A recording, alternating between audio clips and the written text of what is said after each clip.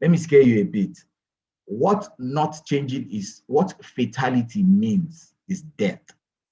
Okay, so if I tell you not changing is fatal, what I actually mean is that if you don't change, you will die. And like I said, friends, I don't mean to scare you, but the reality, okay, is if you don't change, you will die. The excitement of yesterday is today's mediocrity. Think about the things you did 10 years ago and think about the things you're doing now. Okay, so let's remember as we go in this first session, change is inevitable, change is complex, change is constant. It's often opposed by people, but if you don't change, you will die.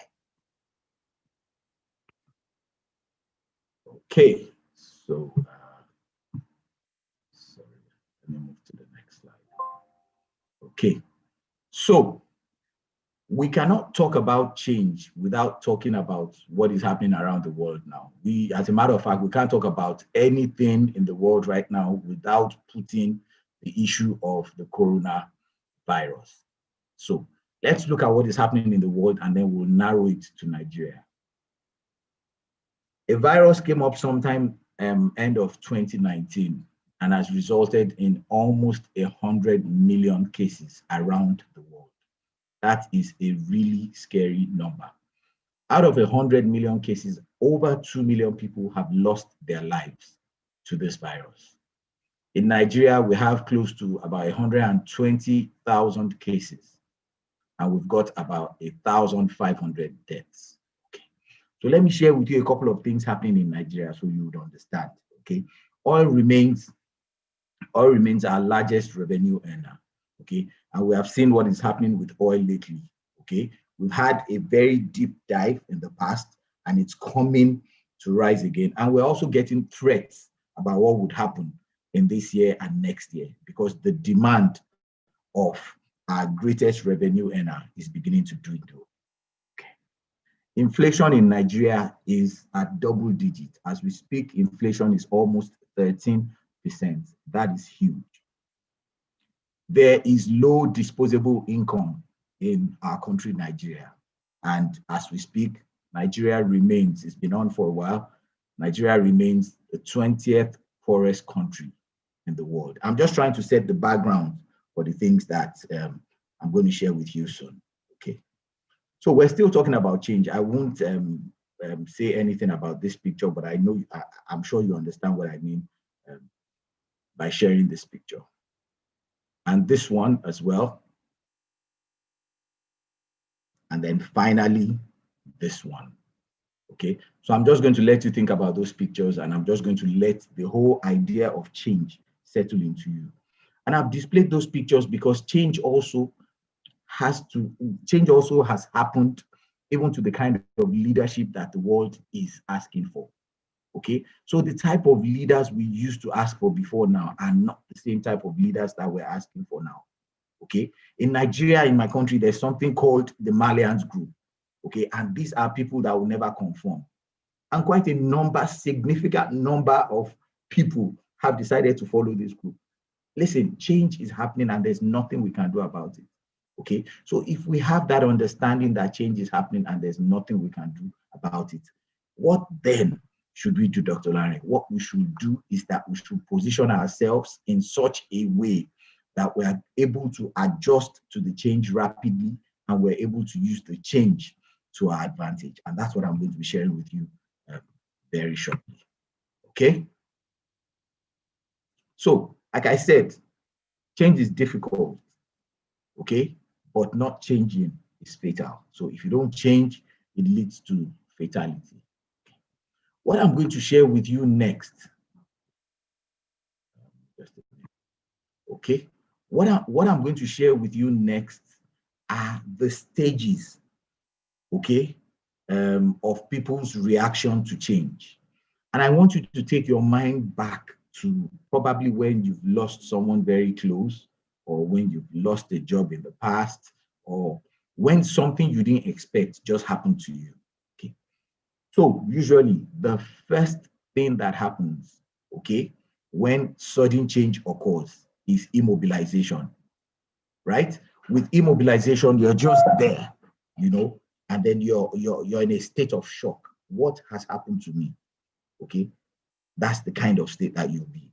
The next stage, usually after immobilization, is called denial. Okay. And under denial, you've seen people that have lost close ones and have started asking questions like, oh my God, this cannot be happening to me. It's a lie. I bind you, devil. God passed Satan, you know. So usually the next stage is denial. After denial, okay, people start to get angry. Okay. I remember when I lost my dad, okay, I passed through all of these stages. So I got to the hospital and they told me he had passed on. The first stage was I was just immobilized. I couldn't do anything. I just stood still and I kept staring at the doctor. Okay. And then the next stage was, doctor, I want to see him. He cannot be dead. Okay. So that's denial. The third stage was anger. I started to get angry with the doctor. How could you allow my father die? It's not possible, you know? And then the fourth stage is bargaining. Bargaining is when you start to ask yourself, could it be true? Could it not be true? If it's true, what happens? If it's not true, what happens? And then after bargaining, right, the reality starts to set in, okay? And usually people will enter into a depression, okay? And after the depression stage usually is when you're not talking to anybody. Most people cry when they're depressed, okay? And after the depression stage, okay, people go into exploring. Exploring means you're looking at the options. What do we do at this point in time, okay? And after exploring, usually is acceptance, okay? Acceptance is when you come to the reality, right? That this thing has come to be. There's nothing I can do about it. I need to move with the flow and I need to quickly change my mind about the things that have happened. Friends, the faster your movement from immobilization to acceptance, okay, the better you become. Especially because, as we have shared earlier, we now have the realization that change, we now have the realization that change is, we have the realization that not changing is fatal. Okay, I'm going to go through those steps again. And what I want to do this time is to use a typical case to explain it. So let's assume that somebody has lost his job and he's been given a termination letter. Usually you would find out that the first step is the person is just dumbfounded. The person is confused. In my days in banking, people go to office in the morning, okay? And as they try to log on, they couldn't log on anymore. Their passwords were not working anymore. So this is, hey, you've been fired. So they're usually immobilized. The second stage is, no, it cannot be me. I cannot be one of them. No way. Okay, and that's denial. No, it can't be me. I met my KPIs now, blah, blah, blah, blah. And the third stage is anger. This useless bank, how can they sack me? Blah, blah, blah, blah.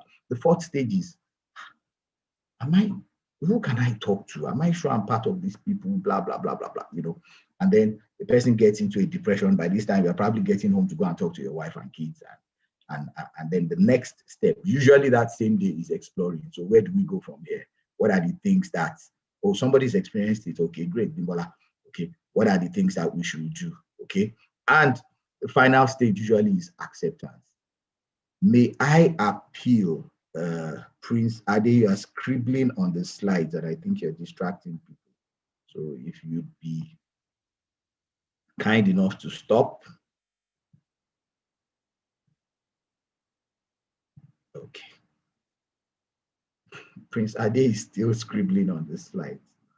Okay, anyway. So the faster you are able to move between immobilization and acceptance, the better for you, the wiser you are, and the better behavior you have shown. Okay?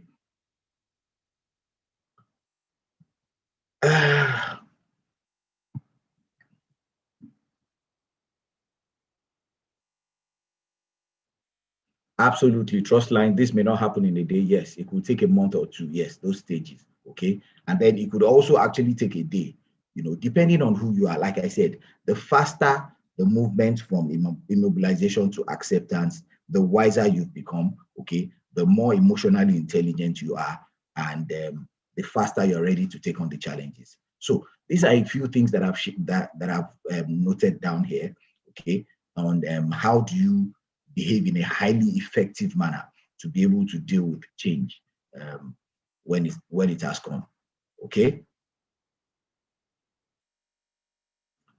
So the first thing I said is the best thing to do is, because you know not changing is fatal, you quickly adjust to it.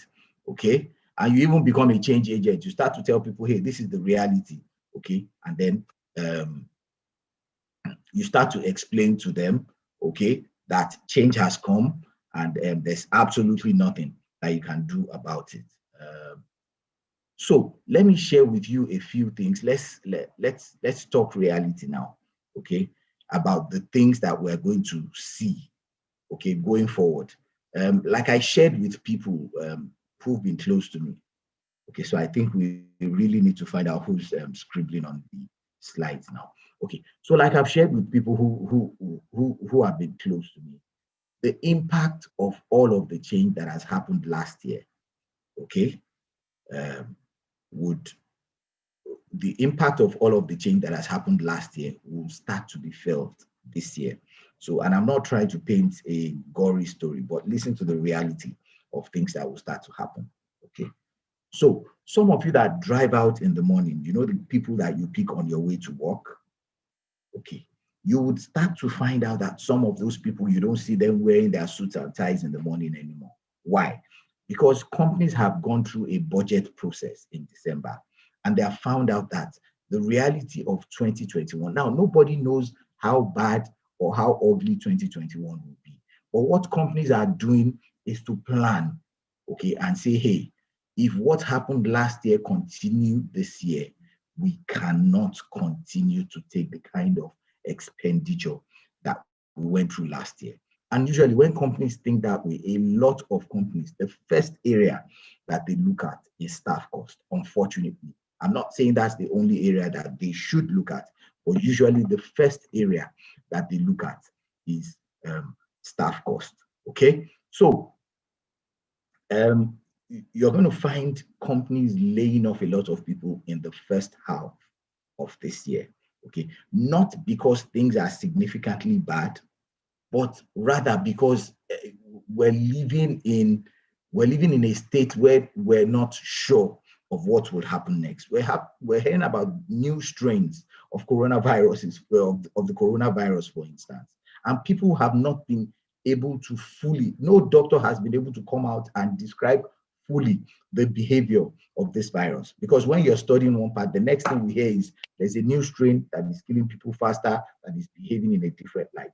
Okay, so one, companies are going to look at staff cost very, very seriously. I'm saying this so that we prepare our minds ready for this. Okay, customers by extension will start to question their buying decisions. Now, listen, I'm an entrepreneur. I have 4 businesses that I run in Abuja.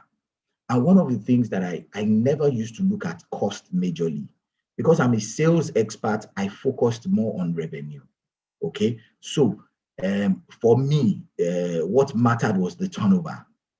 In the last 3 months, I've been able to find out that turnover is overrated, friends. Profit is king. I'll say that again. Turnover is overrated. Profit is king. So it does not matter if your business does a 10 million naira turnover in a month.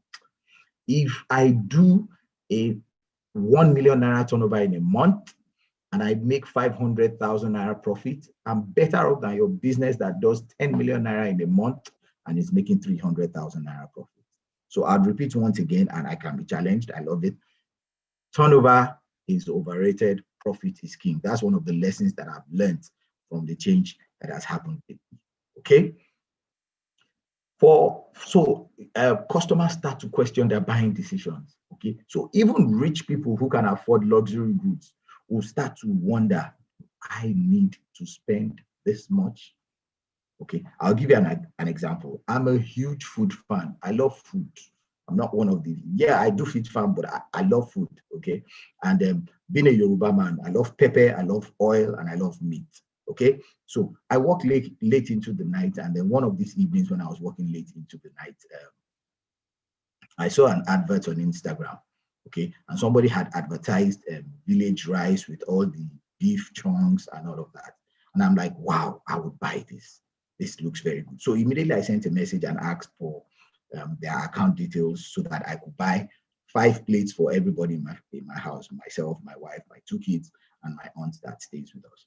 So in the morning, I was about to make the transfer. And remember, the buying decision is from the heart. That's just for another day or just for the next session. Okay. So I was trying to send this transfer to them. And all of a sudden, it was 2,500 naira for each plate, including delivery. So this was just 12,500 naira. Not a massive sum of money. Could I afford it? Yes. Is it a big deal? Probably not. Before now, would I pay without thinking about it? Yes. But the reality that set into me that day as I was about to make the transfer was, Larry, 12,500 naira for village rice for you and your family.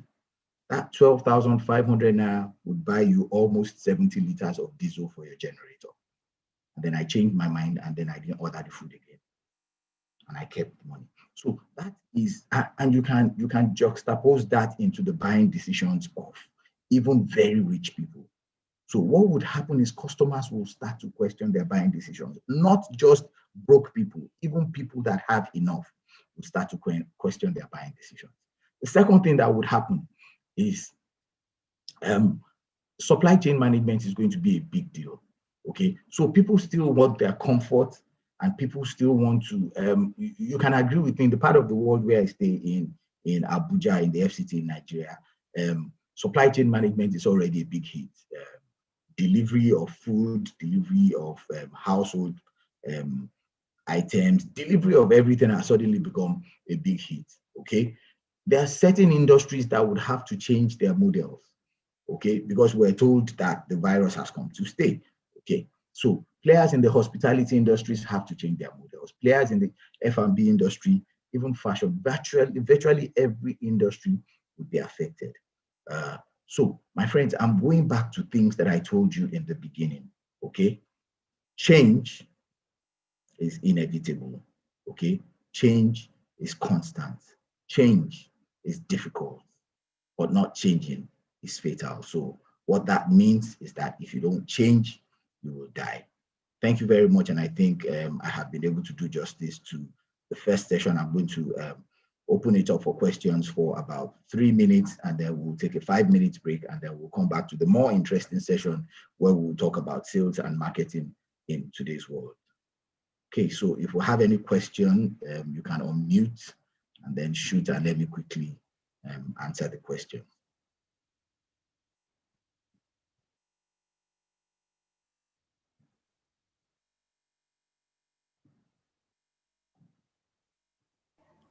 Thank you so much, sir. This was splendid. This was awesome. The beach you're training from is wonderful. It's like I have to change my location to that place. You're welcome, sir. Thank you so much. Really appreciate it. Okay, so please, Dr. Chidike, if you're there, please, over to you.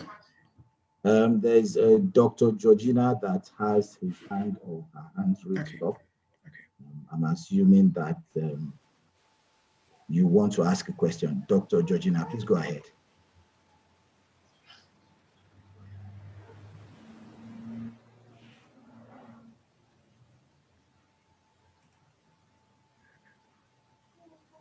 All right, Dr. Georgina, you can unmute. You can unmute now and ask your question. Okay. Am I audible now? Good morning, everyone. Good morning. Yes, you are. Good morning. Hello, good morning. Good morning, Dr. Georgina. Okay, yes. I said thank you for your very informative presentation. Thank you, Doctor. I agree totally that change is inevitable and that we have to do everything we can do to close up on gaps. But I'm just thinking, don't you think that resisting change to some extent is also necessary?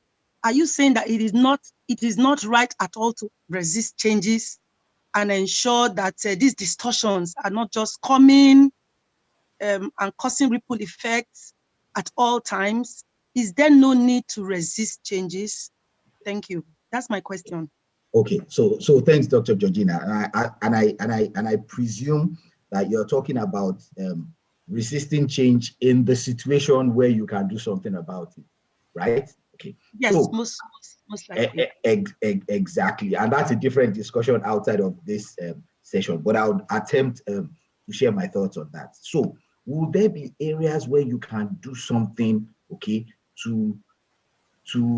okay, I won't call it resisting change. I would call it aligning to change, okay? Because the reality in several situations is there's little you can do about the change. For instance, nobody saw the coronavirus coming. For instance, when we lose a loved one, okay, at that particular time, even for those that have terminal diseases, yes, we plan for it. Yes, we know it would come, but we probably don't know when it will come. Okay, so there's little you can do to resist it. What you can, however, do is to adjust how you react to it. So if change comes, you might want to say, oh my God, I'm finished. Hey, it don't happen. Hey, I'm dead. Blah, blah, blah.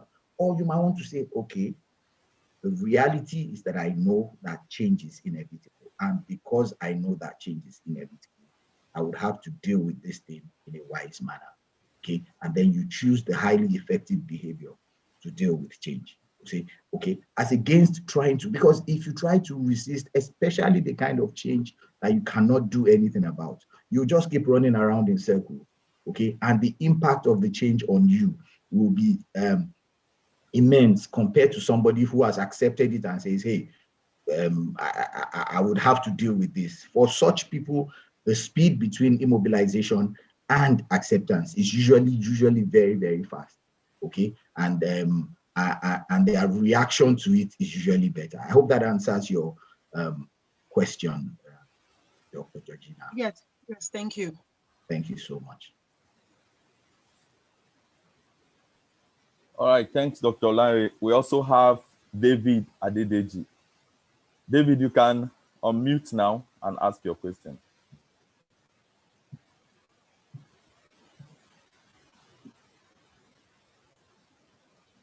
David, if you can hear me, you can go ahead and ask your question now. Hello, good morning. Hello, can you hear me?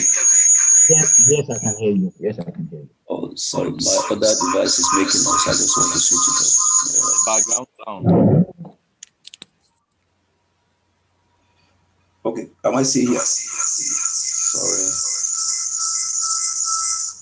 Sorry, I'm actually using two devices. I'm Engineer David Adedeji by name, and I appreciate the presentation.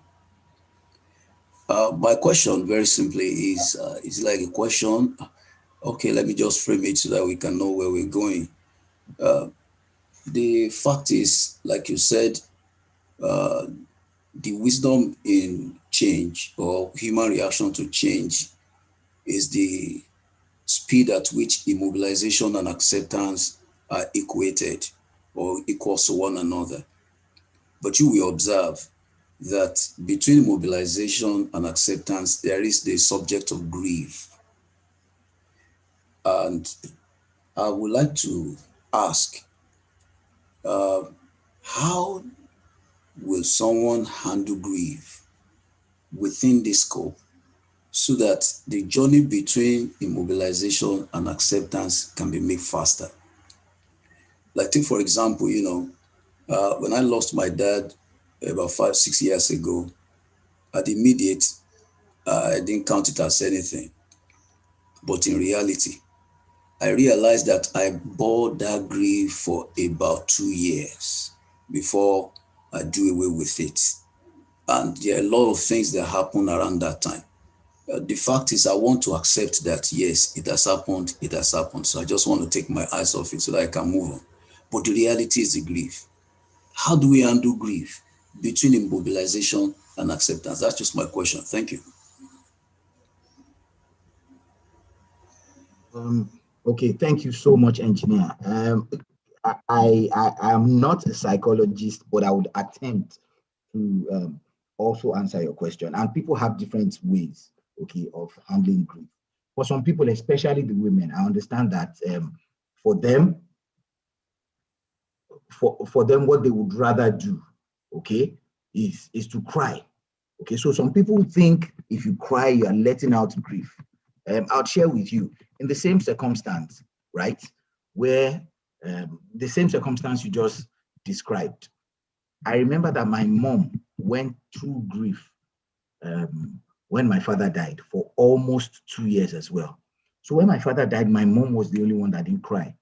At the burial, my mom was the only one that didn't cry. Afterwards, when all of us gathered home, to remember him and to speak about him, she was the only one that didn't cry. But I remember vividly that someday, about 2 years later, when we all gathered for a family reunion, and my brothers and I, because we're just 5 boys in my family, had come to the reality, okay, that daddy had passed on, and we're just talking about the good times, about Christmas.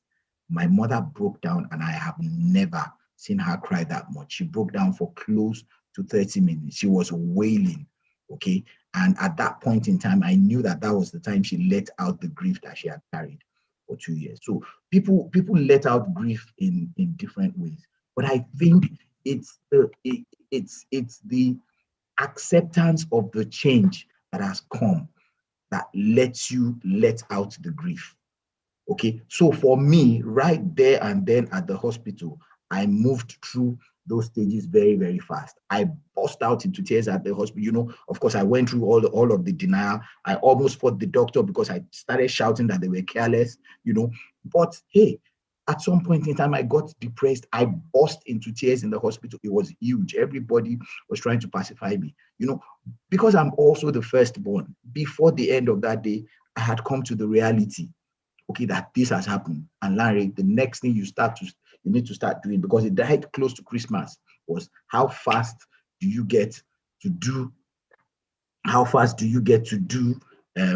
the burial so that it doesn't mess up with Christmas and the New Year celebration, and let's just put this behind us. So for me, I wanted to put it behind me as fast as possible. And that's why we buried my dad like 11 days after his death. Okay, so people handle the issue of grief, okay, in different ways. Okay, your knowledge of change and your knowledge of reaction to change would actually help you in handling grief more. And I hope that answers your question, engineer.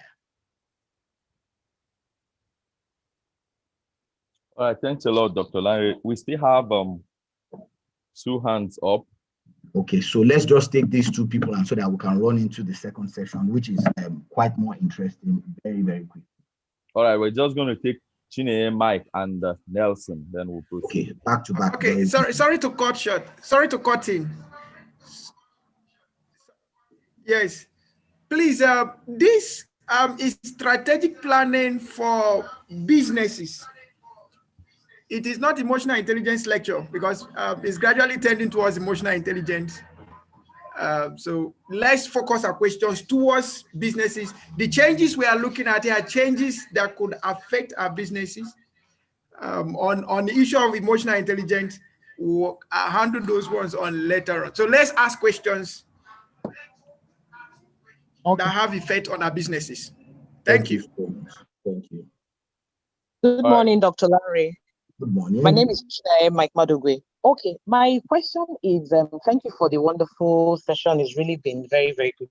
Okay, while you were talking, you said something about, you said turnover. I am a banker, that turnover usually is overrated. But if you look at it, okay, you mentioned that for someone that does a 10 million turnover and makes 300 profit, that makes a 300,000 profit, and someone that does for 1 million.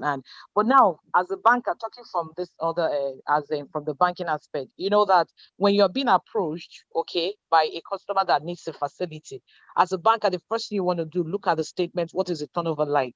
Already, you see that for the guy that is doing a 1 million, he's already disadvantaged, because you will look at it like, oh, this guy has not been doing much. Are you sure that even when we give him this facility or something, it's going to boost, So the customer, it's good for him because he's going to make a lot of, the 1 million guy is making a lot of profit. But now, if he's thinking of getting a facility, I'm not sure it's really, really so, because when you said that his turnover is really overrated, maybe at some point, but if you're looking at it that, okay, I need to get a facility, I need to get a boost, from a financial institution, I really don't think he's overrated at that point. Can you please clarify, sir? Thank you. Okay, Chineye, thank you so very much. And I'm excited about this question. Because, Chineye, it might interest you that I was in banking for 11 years as well. Okay, so before now, I had done my stint in banking for 11 years. And I say this in all sincerity. 2020 has taught us that, you remember that old economics axiom, ceteris paribus? 2020 has taught us that ceteris is no longer paribus. 2020 has taught us that que sera is no longer sera. Things are not the way they used to be. I agree with you. In my days in banking, yes, we used to consider turnover as a function of how well your business is doing. But listen, in modern day and in recent times, what pays the bank the interest and what pays you the capital when you borrow money from a bank is not turnover, Chineye. It is your profit. So I repeat, and I don't mind taking this, offline with you so that I can explain this to you. And several banks have already started to understand this. So in the past, we had lived with so many myths, things that are not necessarily correct. Like I told you, listen, I have a PhD in business administration. My master's was in economics. All through school, I was told que sera, sera. I was told ceteris paribus. What ceteris paribus means is, all things being equal, you will take a rational buying decision. This is 2021, Chineye, and we have found out that the buying decision is not rational. The buying decision is emotional. For over 200 years, economists lived with the assumption that the buying decision is rational. In modern times, we'll find out that you don't buy from your head, you buy from your heart. Okay, Chineye, you're making me go into the next session. Anyway, so yes, I agree with you that banks are looking at turnover, okay, before they give out loans. But I speak the truth to you. This is an industry that I'm very familiar with. A lot of banks are beginning to look beyond turnover. That's why banks are also asking, after your statement of account, banks are also asking for your cash flow projections. The reason why banks are asking for those things is because what pays back the loan is cash. Is not turnover. It's not how much money you are able to roll over in your account on a monthly basis. It's how much cash you have in your hand after the month has ended and you have paid off all your expenses. That is the profit. So listen, let me just use this in perspective. You might want to learn from this. One of my businesses used to do about 3 million naira monthly turnover, and I'm sure Benito knows this business. Because of COVID, it was a food business. So I own a seafood restaurant in Abuja. We used to do about 3 million naira turnover. Okay. So because of COVID, and government said we shouldn't be open anymore, we should do only takeout and delivery. So we had to shut down our sitting area. Our turnover dropped from 3 million naira to 1 million naira in a month. Listen, Chineye, when we were doing 3 million naira, because of the huge expenses of air conditioning, electricity, staff cost, and all that, our profit monthly was not more than 300 to 400,000 naira. Okay, roughly about 10% of turnover. When we were told to shut down, of course, we had to lay off the staff, or we told them to go and sit down for a while because we couldn't continue. They were not needed because we were not operating at full capacity. Our turnover crashed down to 1 million naira. Do you know how much profit we were making? 500,000 naira, 520,000 naira in some cases. Okay, so my question to you is, as a business owner, don't look at yourself as a banker now. As a business owner, which one makes more sense to you? 500,000 naira profit monthly or 300,000 naira profit monthly? I'm sure you will take the 500,000 naira profit monthly. Okay, and that's why I'm telling you that profit is king. I am not saying turnover is irrelevant. I'm saying turnover is overrated. Okay, and I hope that answers your question so that we can quickly jump into the next session. Chineye, does that answer your question? And like I said, I'll be glad to engage you offline on this as well.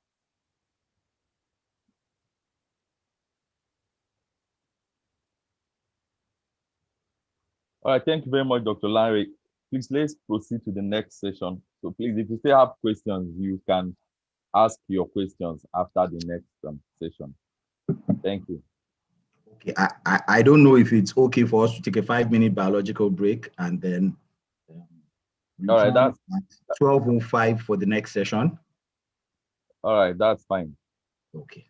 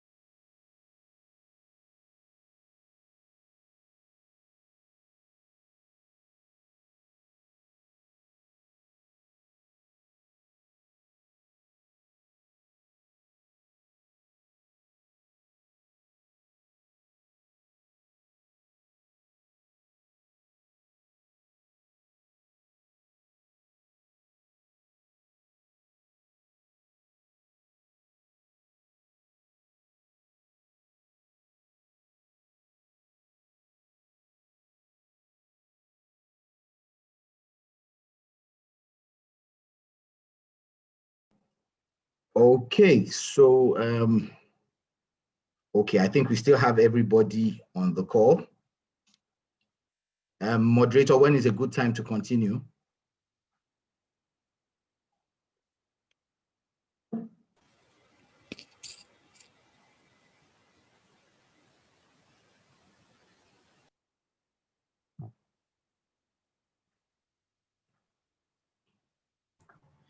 I guess Dr. Chidike is having some network issues there, but we are open to continue, sir. Okay, so we're ready to continue. Okay, yes, so let me see by okay, let me see how many yeses we can get before we continue. Anybody in support that will continue, just put a yes into the chat room, and then we'll find out if people have joined so we can continue.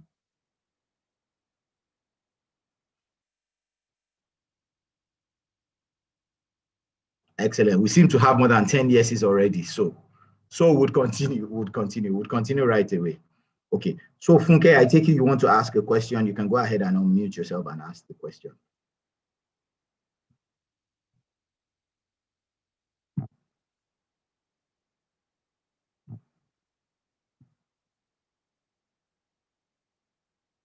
Okay, so we've got the yeses. Sorry, I was just saying that we should continue. Okay, no great. Okay, thank you very much. Thank you, everyone. And I'll keep this very short. The temptation is to speak extensively on this one, but I'll keep it very short because this is where my passion lies. Okay, so for the next 20 minutes or thereabout, I'm going to be sharing with you on strategic approaches to sales and marketing today. Okay, so one of the things that I try to do in my session is to destroy myths. Okay, there are so many things that we have lived with. There are so many things that we have grown up learning, okay, that don't work in today's world. Okay, one of my favorite phrases that I like to use the most is that the excitement of yesterday is today's mediocrity. The example I love to use is my Yahoo mailbox. It took me 4 hours to set up my Yahoo mailbox, and we're doing it in the middle of the night, okay, when traffic was less. So we will click on the thing, it will be turning on, for 4 hours before we could eventually set up the Yahoo mailbox, okay? And then volume, please. Can you hear me now? Folashade, is it clear now? Okay, so it took me all of 4 hours to be able to set up my Yahoo mailbox. I'm sure for the people on this call, it won't take you more than 5 minutes, okay, to set up your Yahoo mailbox. Okay, so the excitement of today, of yesterday, is today's mediocrity, and because of that, we need to start to repackage, to understand the trends going on today. Okay, you cannot live with yesterday's reality in today's world. Okay, so in talking about sales and marketing, and I need you to follow me very closely, in talking about sales and marketing, I'm going to talk on it from a different perspective. Okay, so I'm not going to use any slides for this session. We're just going to have a highly interactive, highly engaging session, but I promise you that in 20 minutes time, most of the things that I'm going to share with you, you would never forget for the rest of your lives, and it would affect your business positively, like they've affected mine. Okay, so, and I'm telling you this thing not just from a position of, no, there's no screen to share. I'm not sharing any screen. So I'm telling you this thing not just from a position of, sorry, just a minute. Let me quickly adjust something. Just 1 minute.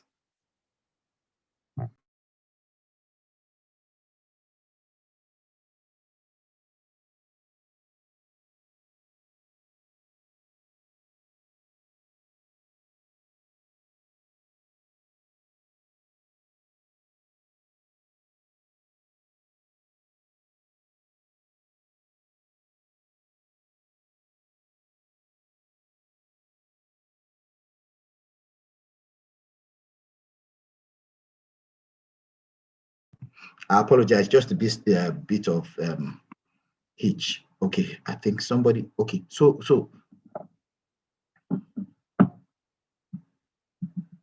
So I'm talking to you about this, not, okay, the topic is strategic approaches to sales and marketing today, not the 4 Ps, not strategic approaches to sales and marketing today.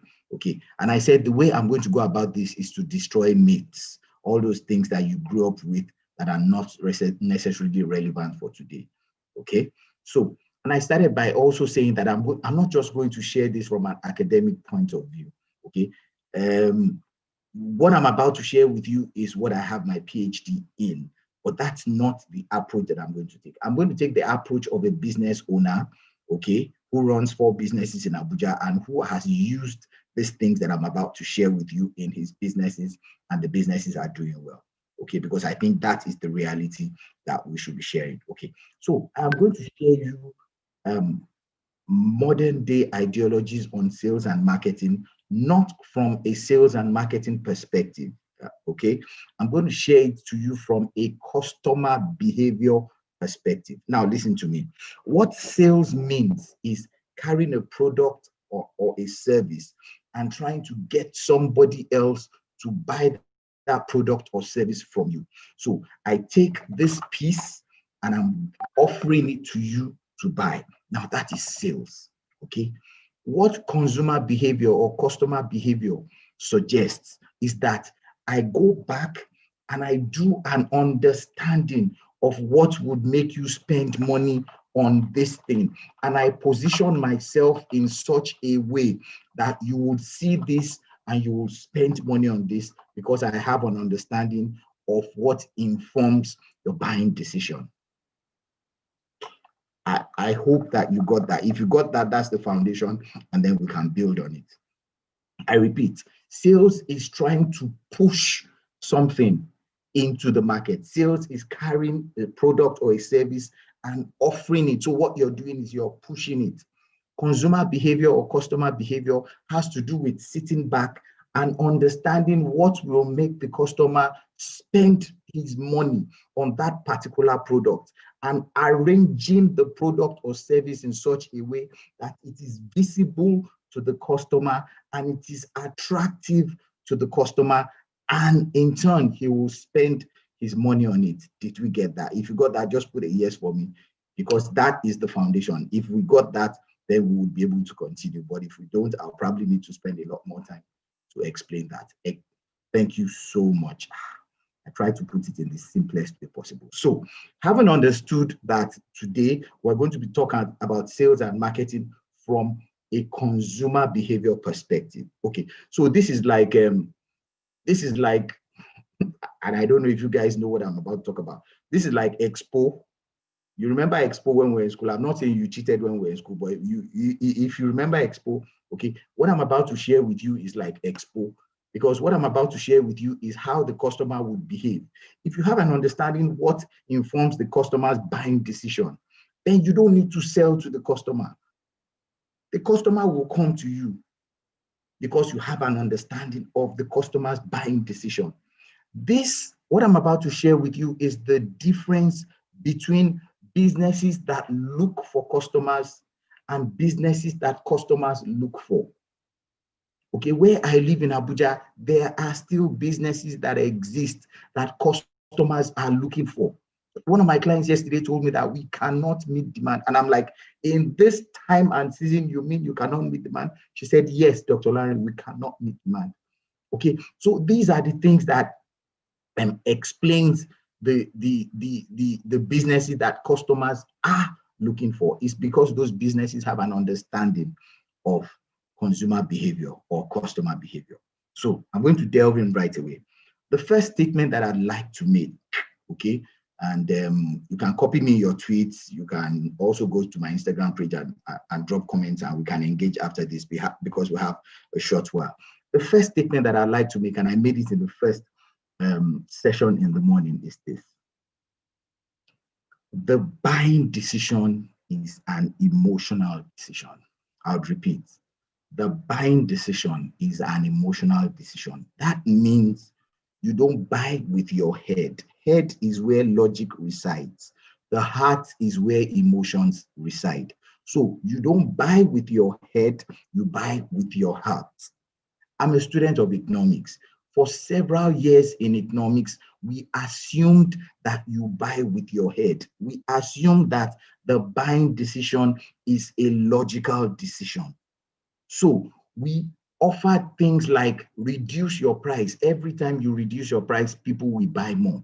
In today's reality, friends, you will realize that businesses reduce price and people don't buy more.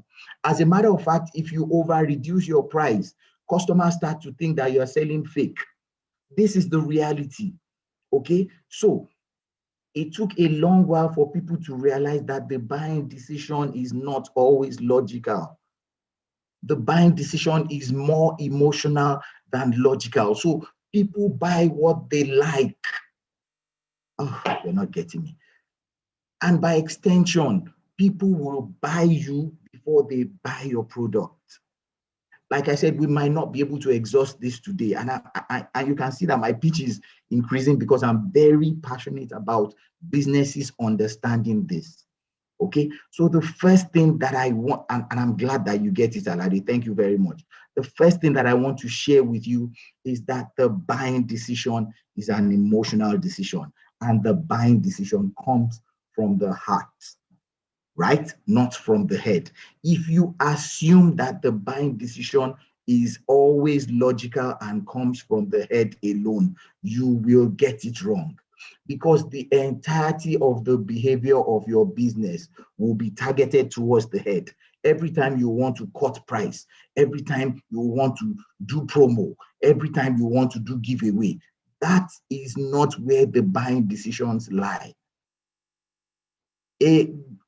About 10, 11 years ago, okay, a huge car company in this country did a promo, buy two, get one free. It failed. Did you hear me? Buy two cars and get one free. It failed. So the way the buying decision works is not every time that is based on logic. Research tells us that 87.7% of the times that people buy stuff, it is from the heart, not from the head. Okay, so I hope I've been able to drive that. We have less than 10 minutes more, so I'll just try and run through the other things that I have to say very quickly. Okay, so the first things that I told you is that sales and marketing is in today's world should be seen from a consumer behavior point of view. The second thing that I've told you in this session, and I'm just going to tell you things.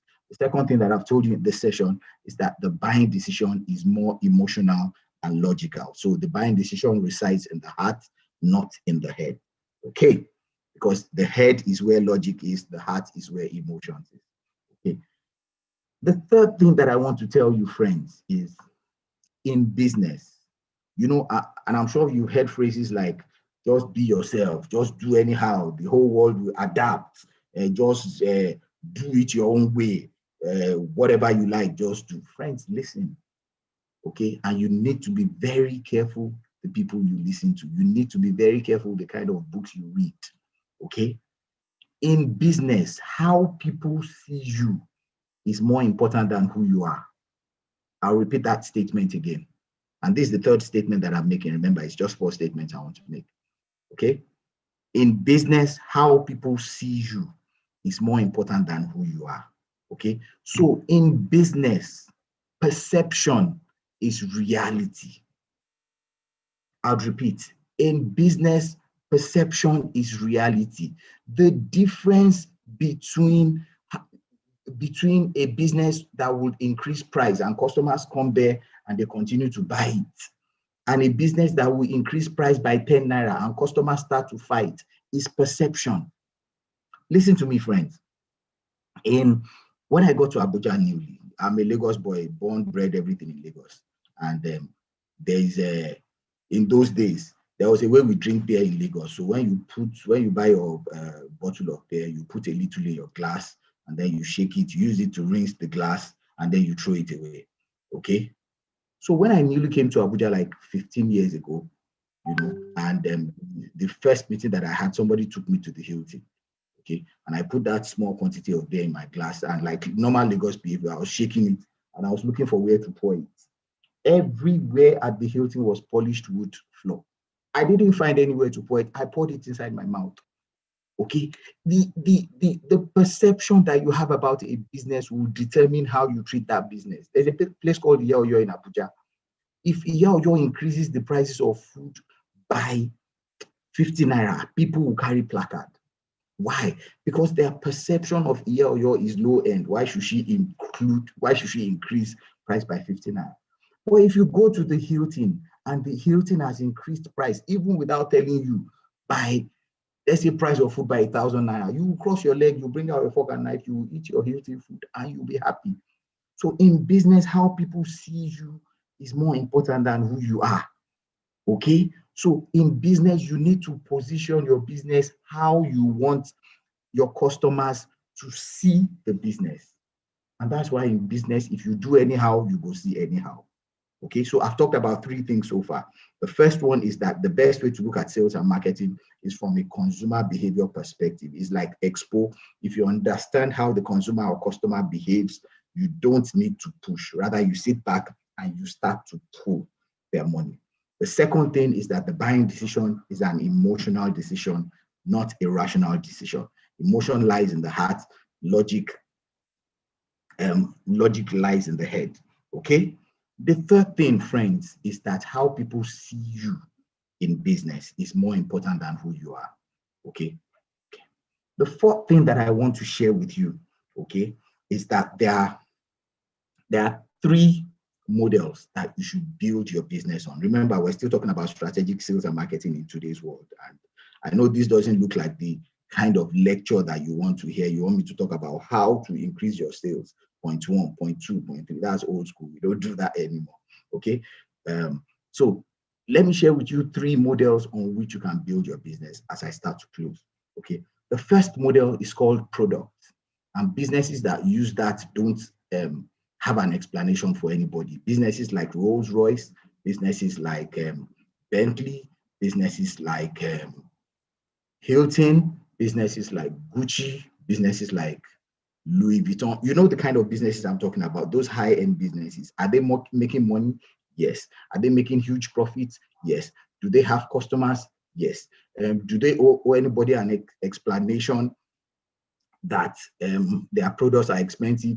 No. Do they have loyal customers? Yes. Does Rolls-Royce advertise on TV? No. Their customers are not on TV. They don't watch TV. Okay. So that's using product as your strategic model.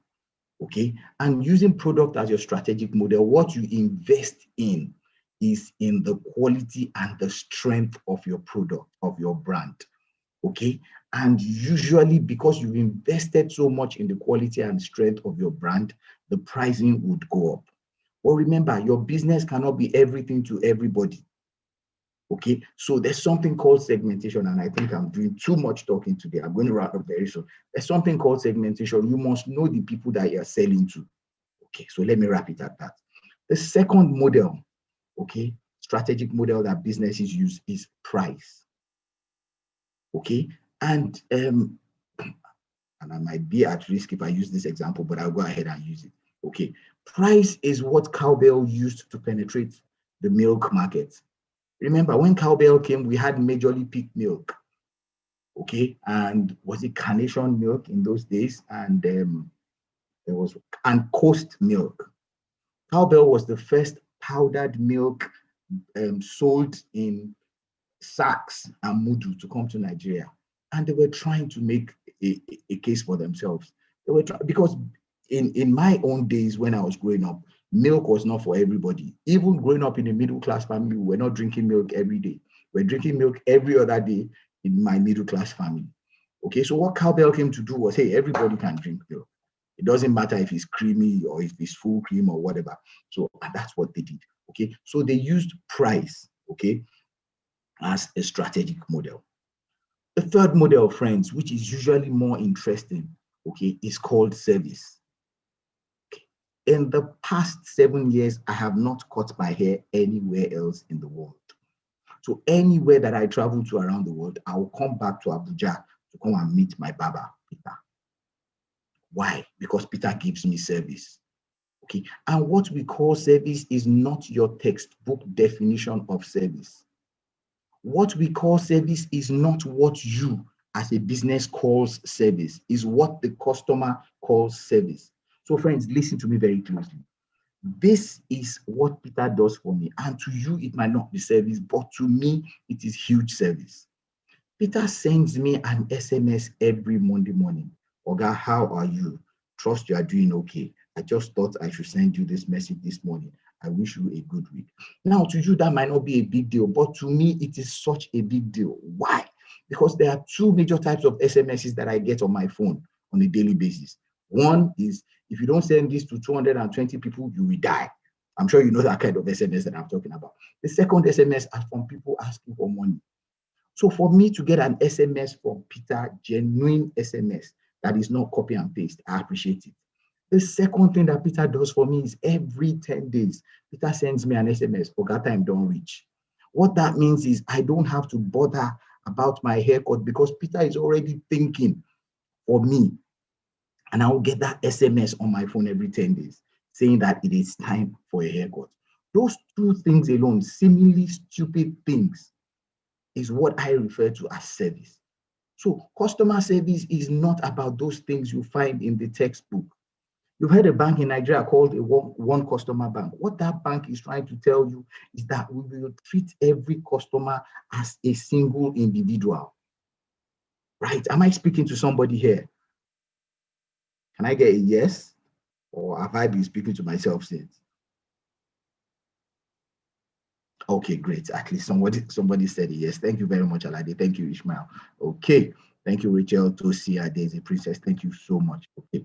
So I'm just going to run through the four things that I've told you again as I start to wind down. The first thing that I told you is that sales and marketing should be viewed from a customer behavior perspective. It's like Expo in exam hall. The second thing that I told you is that the buying decision is an emotional decision, it's not a logical decision. The third thing that I told you is how people see you is more important than who you are. The fourth thing that I told you, which is the final thing, is that businesses are built on three models. I mentioned product, I mentioned price, and then I mentioned service. Okay, I'm tempted to give you a freebie, so I'm just going to run through this one very, very, very quickly. There is an area that I've found out that, okay, maybe I should ask this question before I run through this. How many entrepreneurs, people that currently have businesses, do we have on this call? Just put an E if you're an entrepreneur so that I know the people that I'm talking to. How many entrepreneurs? Just put a capital E if you are currently an entrepreneur. You have a business that you're currently running. Just put an E. Okay. Wow, this is significant. Okay. So I will drop this as a freebie because we have so many entrepreneurs on this call. I'll drop this as a freebie and I hope that I can do this in 5 minutes and then I'll be out of your face. Okay, and then I'll take like 2-3 questions and I'm out of your face. So 2 years ago, I did a research, okay, on things that businesses are not doing right. And I found 3 areas that businesses are not looking at correctly, and it's still relevant till today. Okay, so, and I found out that the areas are basically knowledge areas. Okay, so I call them the 3 Ks. Okay, the first K that I want to talk about is knowledge of your environment. As entrepreneurs, we're not studying our environment enough. Remember, I told you to sell more, you need to understand the customer better. Okay, and in understanding the customer better, let me just make another statement. Somebody is just pulling so much information from me today. Okay, so in understanding the customer, and I forgot to say this in the beginning when I was talking about sales and marketing from a customer behavior perspective. In understanding the customer, also remember that what the customer says is not important. What is important is what the customer means. You know, there's a difference between what I say and what I mean. What I say does not determine my buying behavior. What I mean determines my buying behavior. Dr. Larry, why are you trying to confuse us? Let me quickly share this example, and I hope that I can still save time. No, I will not share the example. Maybe I'll share with the people that engage with me on social media so that we save time. Okay, so let's go to the 3 Ks. Okay, the first K is know your environment. Okay, so in Abuja where I live, there's a way Abuja behaves between the 23rd of a month till the 5th of the next month. That is the time when they pay salaries. Restaurants sell more. Lounges do better. You see more happy faces on the street. Even people drive better at that period, okay, because they've collected salary. So, you know, the reality of consumer behavior is that you've got to be sensitive, okay? As an entrepreneur, one of the ways you can also study your environment, right, is to know what the government is saying. If government says next year or this year, we are spending 50% of the budget on agriculture, and you're a tailor, you better go and learn how to sew farm robes, farm overalls. Okay, so you've got to study your immediate. There's a way your street behaves, the street where your business is, there's a way it behaves. You've got to study. There's a way your town behaves. There's a way your country behaves. There's a way this country is behaving right now. What is the most important thing to this government right now? Employment, and rightfully so. Too many Nigerians are unemployed. So how are you positioning your businesses to ensure that government spending into that space is coming to you, right? Because in this part of the world, government is the largest spender. And if you don't pitch your tent alongside the thoughts of government spending, you're a learner. Now listen, still talking about environment. Every time Donald Trump used to say, make America great again, it should scare you. It should scare the barber shop in Wuse too. It should scare the barber shop in Victoria Island. Okay, and I'm not saying go out and find out every single thing happening around the world, but as entrepreneurs, just feel the pulse, because it's all trickling down to the behavior of your business. Okay, so the first K is know your environment. The second K, which is very, very, very, very key, and which a lot of us don't know, okay, and which is going to sound very cliche, is know your business. Okay, so listen, I'm not insulting you. I'm not telling you that you don't know your business. But the reality is that many of us don't even understand our businesses. The fact that you own a restaurant doesn't mean you're selling food. And I wish I had enough time to explain this. It took me 8 years of running a restaurant to realize that restaurants in Abuja don't sell food. They sell ambience. The fact that you are running a laundry outfit doesn't mean it's laundry you are doing. You might be doing logistics. So the easy way to find out what business you're doing is what I call the 5 questions. So if I ask you, what business are you doing? Okay, and you tell me, I run a barbing, or I run a barber shop.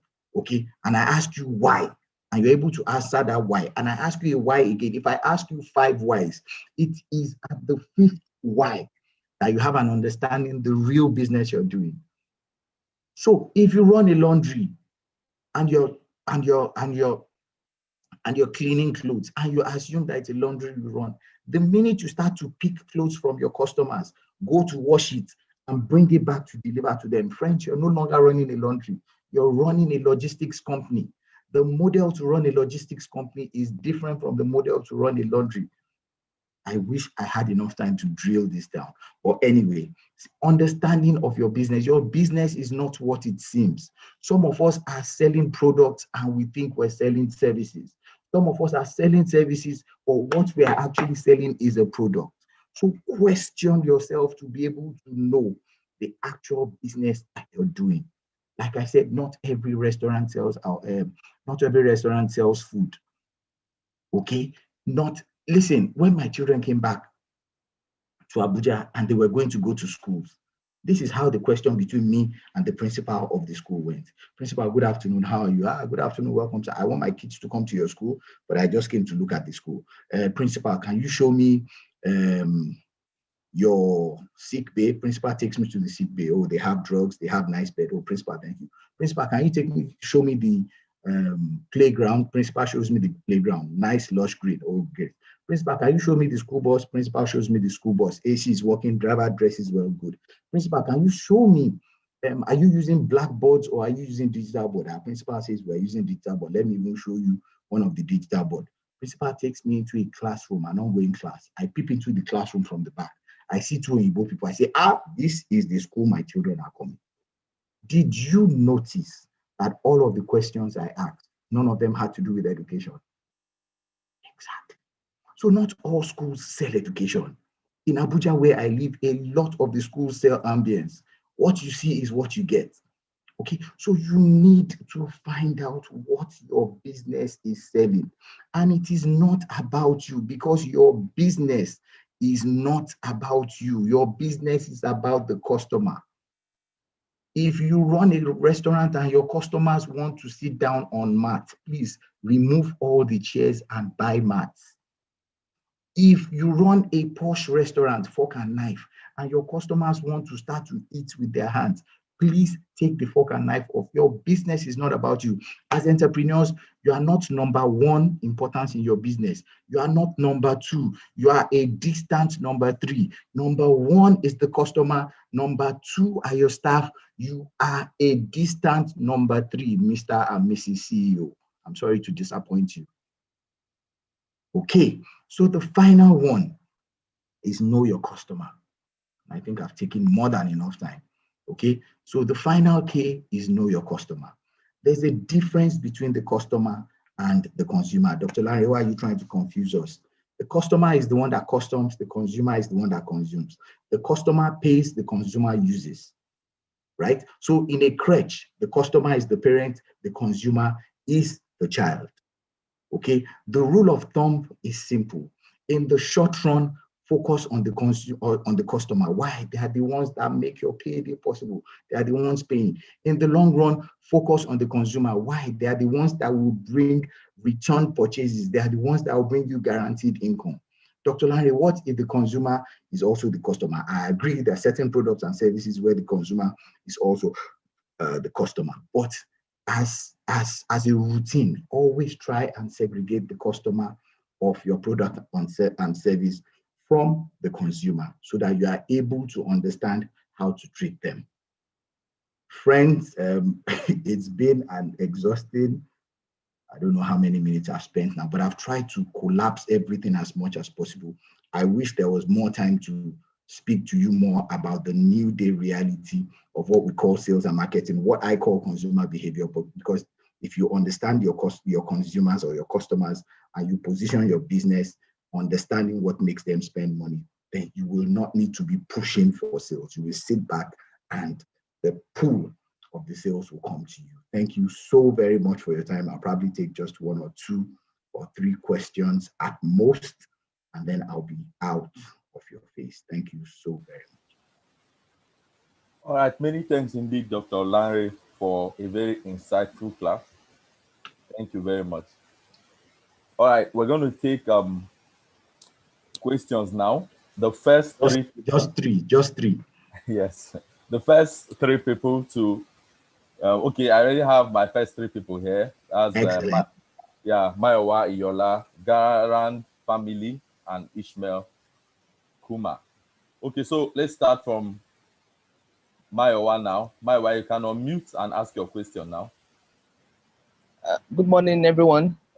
Thank you, Dr. Larry, for the presentation.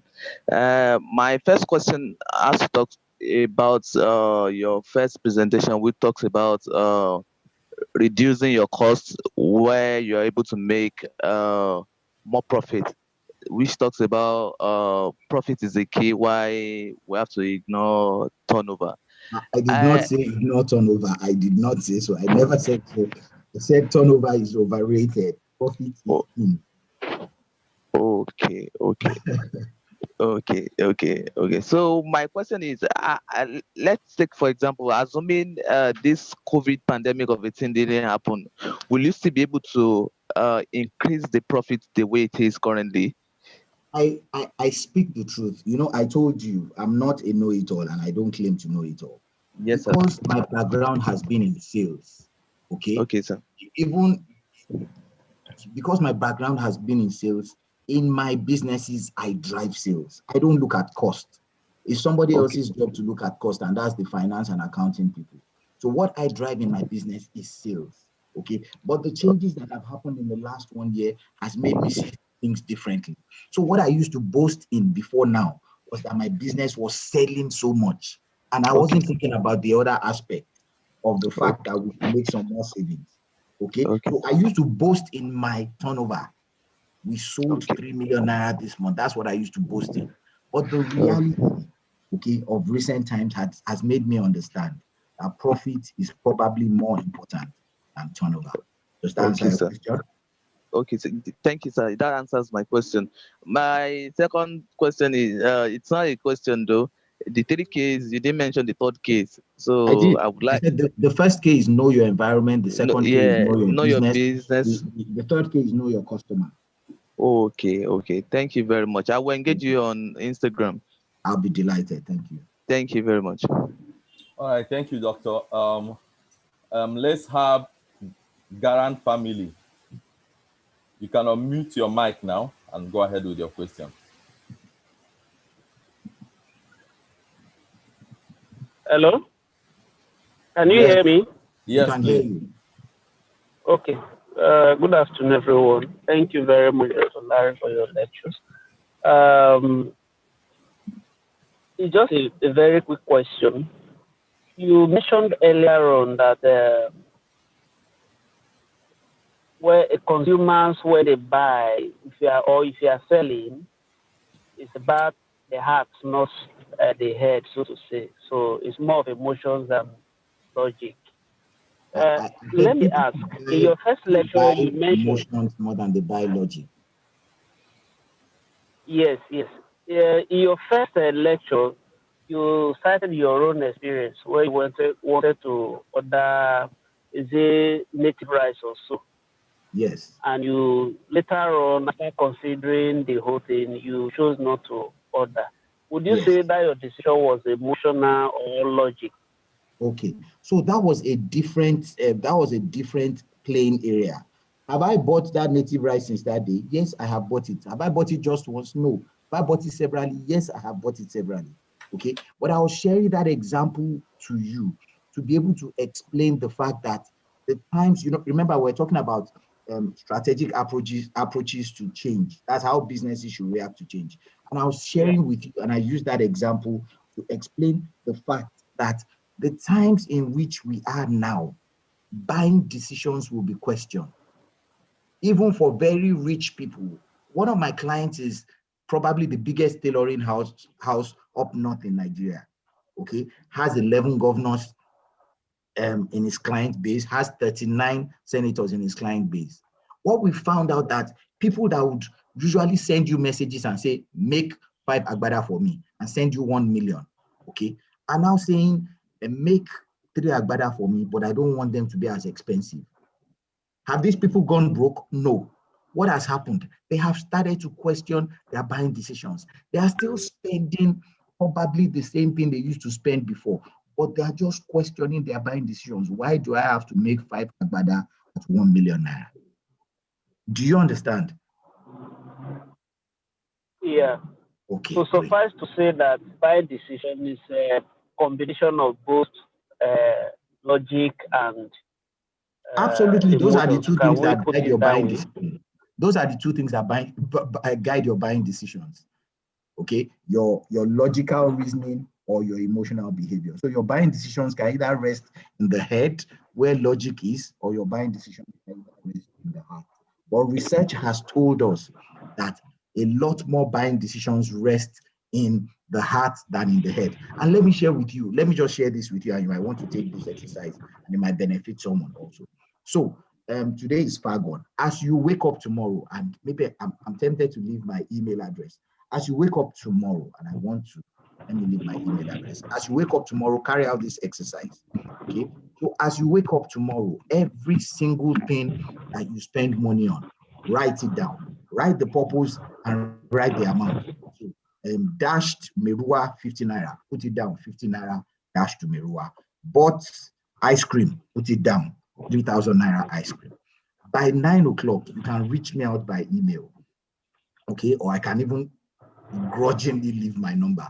You can reach out to me, and by 9 o'clock in the evening, we can check everything that you spent money on and find out which one was a logical decision and which one was an emotional decision. It would amaze you that more than 85%, well, research says 87.7% of the things that you spend money on a daily basis are actually born out of emotion. Now, let me explain. Maybe the issue people have is understanding what I mean by logic and more than and what I mean by emotion. Okay, so what does a wristwatch do? Are you still with me? Hello? Yeah, I'm with you. Yeah, what does a wristwatch do? What's the functionality of a wristwatch?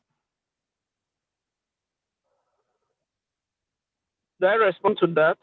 Yes, please. I'm just asking you a direct question that everybody can learn from. Yes, go ahead.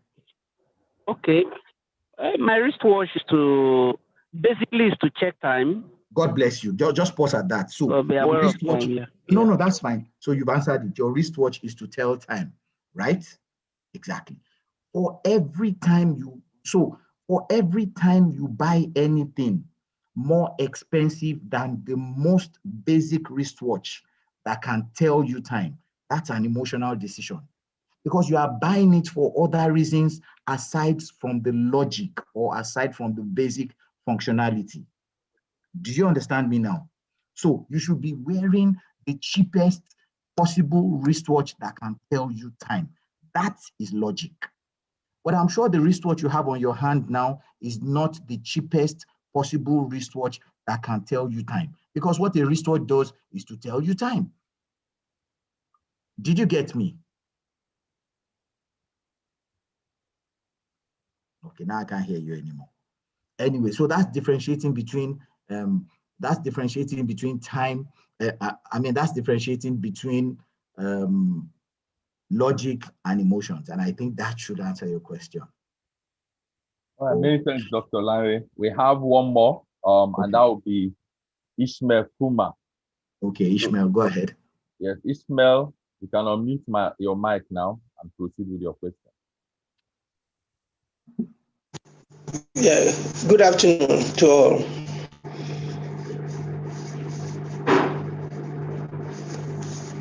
Hello. Good afternoon, Ishmael. Good afternoon, Ishmael. Yeah, Doc, thank you for your presentation. I really enjoyed your presentation very well.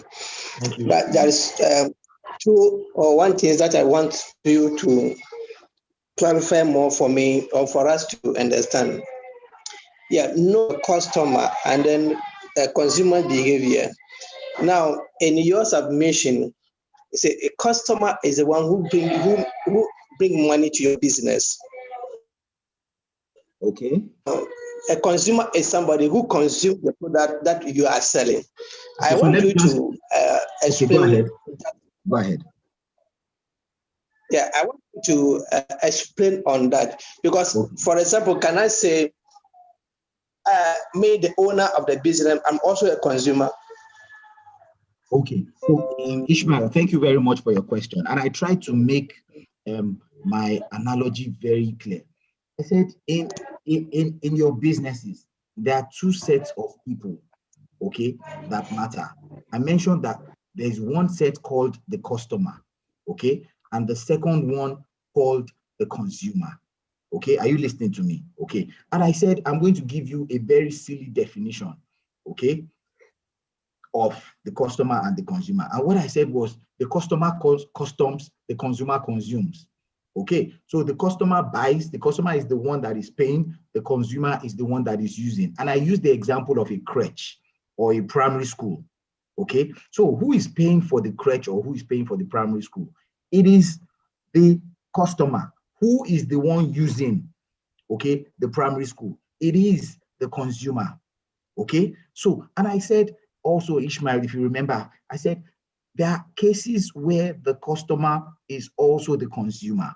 But I said, as a business, let's always live with the reality that in several cases also there are two different types of people. So you need to treat the customer with what the customer wants, and you need to treat the consumer with what the consumer wants. What does the consumer want most times? Value. What does the customer think about most times? Pricing. You understand? So you need to live with the reality that these are two different sets of people, and you need to treat them accordingly. Dr. Larry, are there times when the customer is also the consumer? Absolutely, I agree with you. There are times when the customer is also the consumer. Okay, does that answer your question?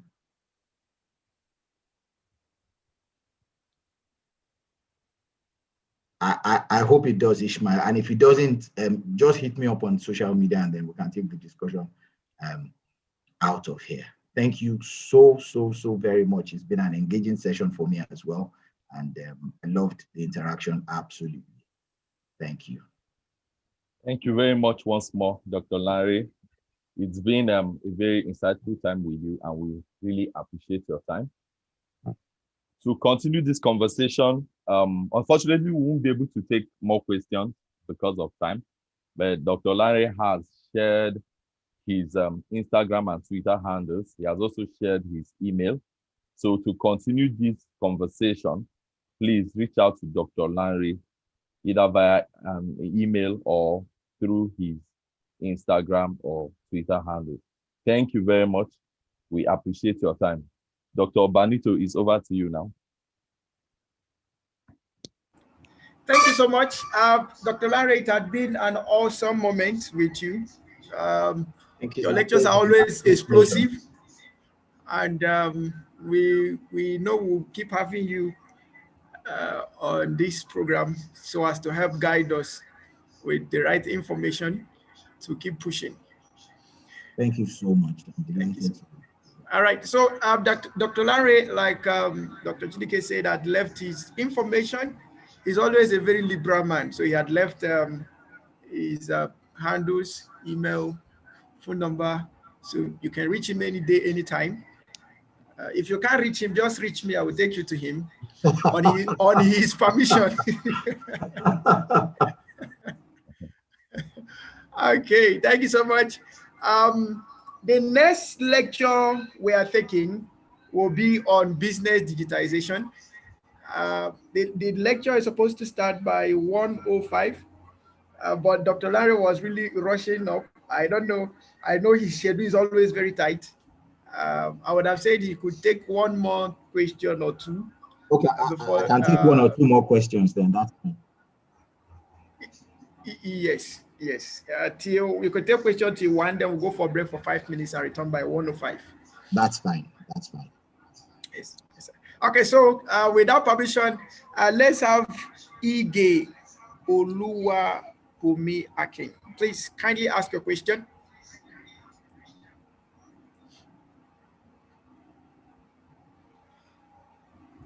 Ige, you can unmute now.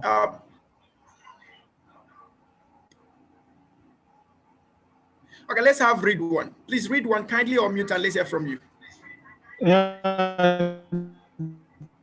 Thank you so much. Dr. Lanre, good afternoon. Thank you so much. I want to ask, I'm also having issue on that sales. Like I'm exposed to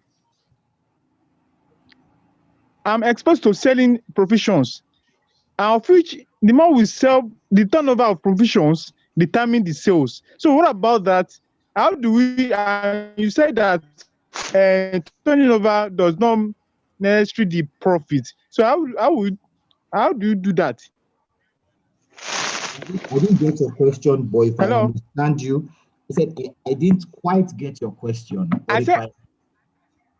Go ahead, please. I said I'm exposed to selling the provisions. Hello? Okay, I'm with you. Provision is to do with turnover before you can get your profit. And you said that turnover does not mean in profit. So can you please expatiate more on that? Because we have more profit. Okay, so listen to me. Let me just clarify. And it would be nice if people don't quote me wrongly. I never said turnover is not important. I said turnover is overrated. Profit overrated. Is okay. King. Yes, profit is king. And I said that from, in fact, I asked the question, if you remember. I said, if you do a turnover of 10 million naira in a month, and you make a profit of 300,000 naira, and if you do a turnover of 3 million naira, and you make a profit of 500 naira, Ridwan, where would you rather be? The profit of 300,000 naira or the profit of 500,000 naira? Which one would you choose? Okay. Which one would you choose, Ridwan? 300,000 naira profit or 500,000 naira profit?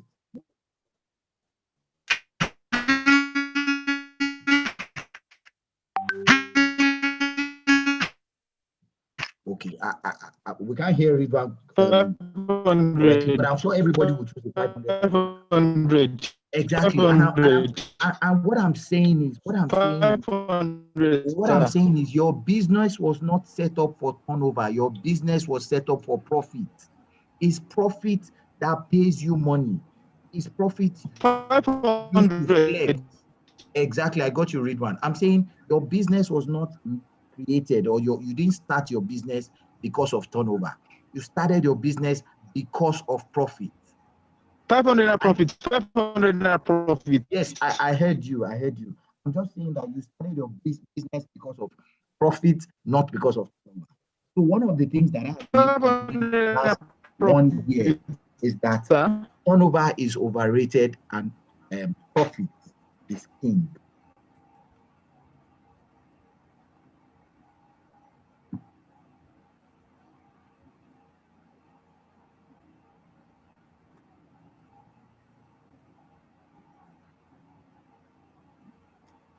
Hello, Dr. Larry, are you still there? Yes, I'm here. I hope you could. Okay. Thank you. Sorry, I think Ridwan's network was affecting the class. Okay, we're having some questions in the chat room. Someone is asking, how can we calculate returns to CBN as a BDC marketer? Please, this is not the class. Thank you for coming. Okay, Truslin asked the question. I said, you didn't tell us the difference between sales and marketing. I think this is for the class. Okay, and I think that should be the last for today. Let me so let me share with you the difference between sales and marketing. And it's interesting because people have used this intermittently. Friends, one of my excitement after this class will be if you speak to other people and you let them know that there's actually a difference between sales and marketing. You know, in this part of the world, we actually call people that sell, we call them marketers. Even when I was in banking, the people that sell the bank, you know, the people that go and promote the bank, we call them marketers. Okay? But it is seemingly very wrong.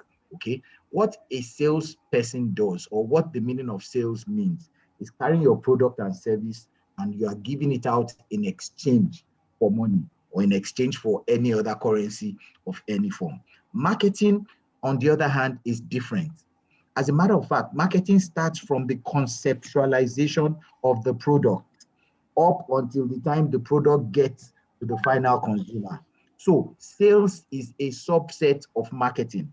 Marketing has to do with product conceptualization, the development, the product development, advertisement, placement, everything that you do from the conception of the product till its delivery to the customer is called marketing. So sales is a small subset of marketing. And I hope that answers the question.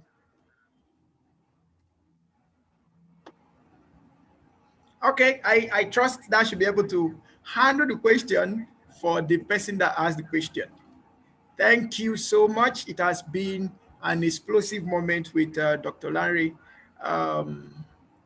Phillips. Please feel free to follow him on Instagram at Dr. Larry Phillips, on Instagram at LP, like you see LP, ELPEE hyphen or underscore, or Dr. Larry Phillips. And then you can follow him on LinkedIn at Dr. Larry Phillips, on Facebook at Larry Phillips. So whichever one you choose, he's always available.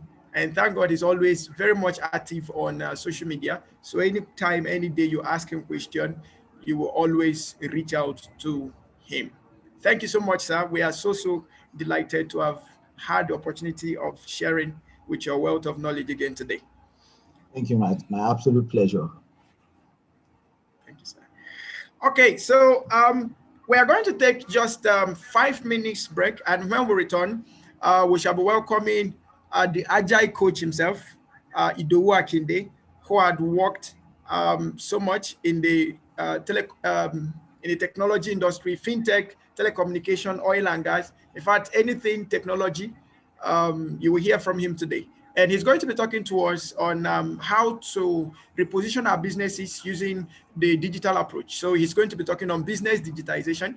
The first time I met with Akindo Idowu was when I had the privilege to attend customer experience conference. That was 2019, if I'm not mistaken. And he was a key speaker, customer experience conference from US, and he was a key speaker. And that had been a wonderful moment for us as an organization, and we've been able to establish a connection with him. So he'll be talking to us in the next section, and I will advise everyone to stay on board.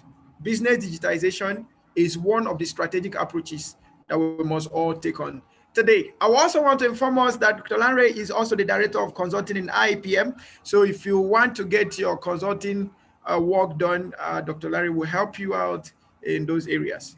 Thank you. See you by 1:05.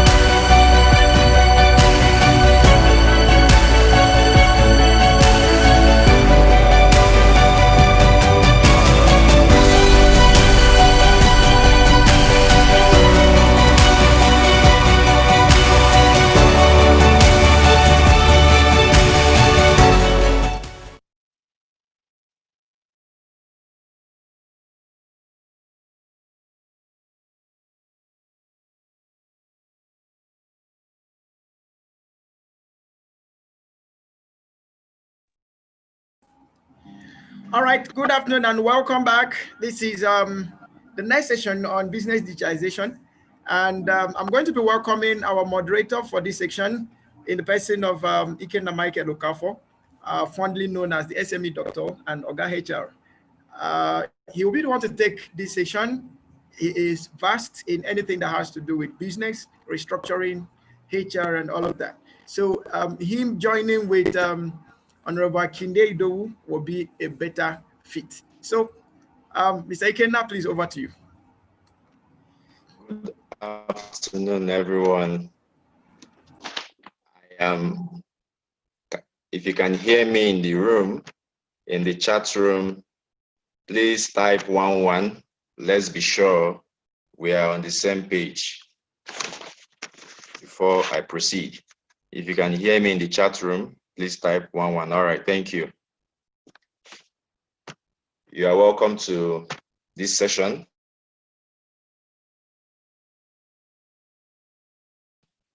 I am Okafor Ikenna Michael, widely known as SME Doctor, aka Oga HR. I'll be moderating for this session. This session has to do with business digitalization. Of course, we know that we can't talk about the business of today without using digital, without talking about digitalization in any form of it.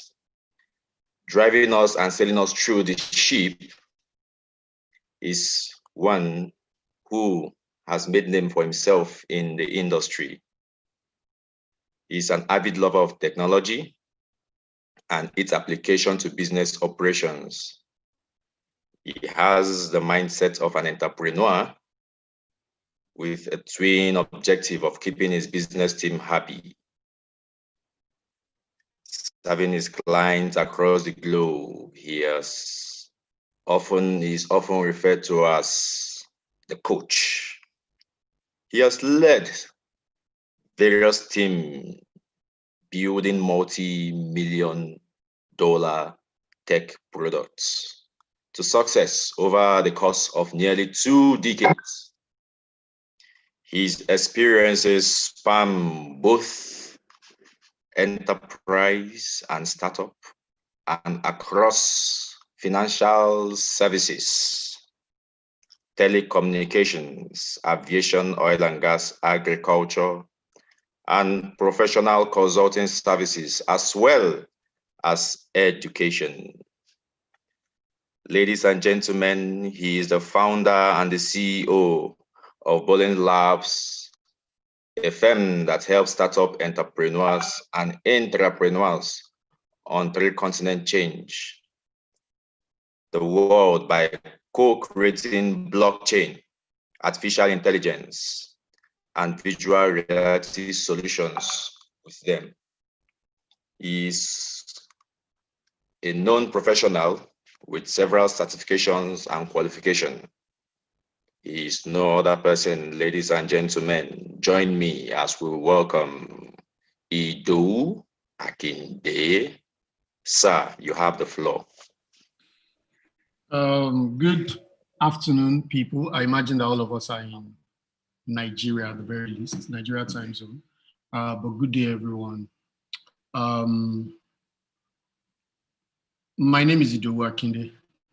I feel slightly uneasy with that introduction. And I would like this to be a very informal chat, okay? I would like us to have a very, very casual chat about how to digitize our businesses, okay? I have a slide, just one slide, okay? And we'll just run through that slide and we will discuss together the various modern approaches, modern technology approaches, modern technology tools available to help us digitize our businesses. So I will expect to learn as much from some of you today in this session as I expect to share some of the nuggets or knowledge or tips that I have. I also expect that by the end of this session, people that own businesses of various sizes will have received or captured some kind of value from this session, whether you're a small business, you're a medium-sized business, or you're a large business. All right, so without much further ado, let me share my screen. Oh dear, okay, so can I share my screen? Yes, you can, sir. All right. Whoever is the admin, you need to disable screen annotation. Okay. There's some, if you can see the screen, there's some yellow lines being drawn on the screen by someone who may not be. Okay, let me just go ahead and share my screen anyway.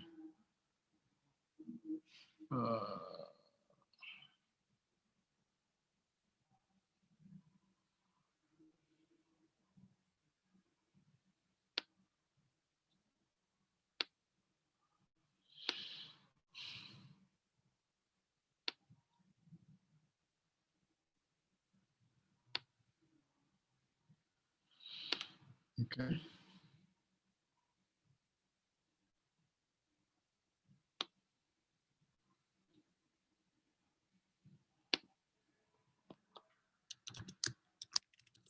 One second, please.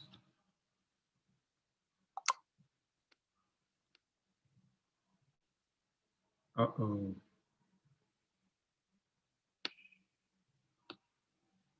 So for some reason, my system is saying that I need to grant access to this application, okay?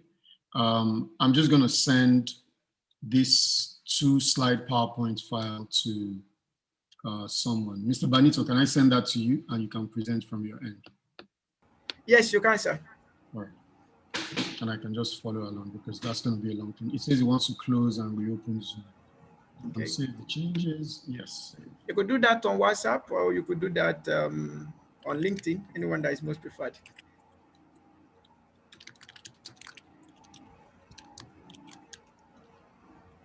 Okay. And if you check now, 1 second.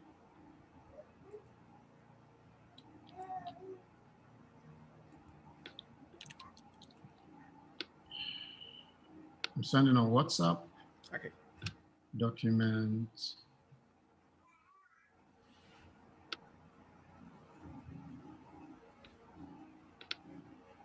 There you go.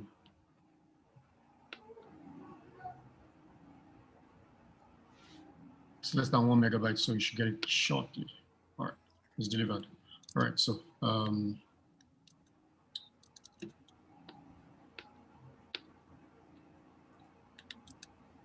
so back to the meeting. Okay.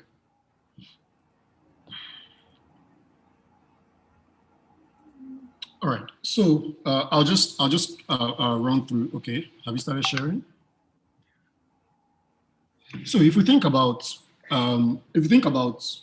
business, right? At the end of the day, what's the purpose of every business, right? The purpose of every business, first of all, let me quickly say that thank you very much, Dr. Phillips.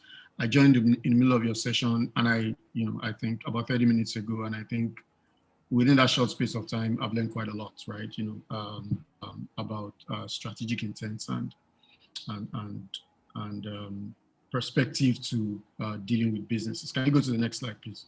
All right, so if you think about business, really, at the end of the day, every business is set up to do two things. One, deliver some type of value to the customer, and two, capture some type of value in exchange, usually what we call, monetary value, right?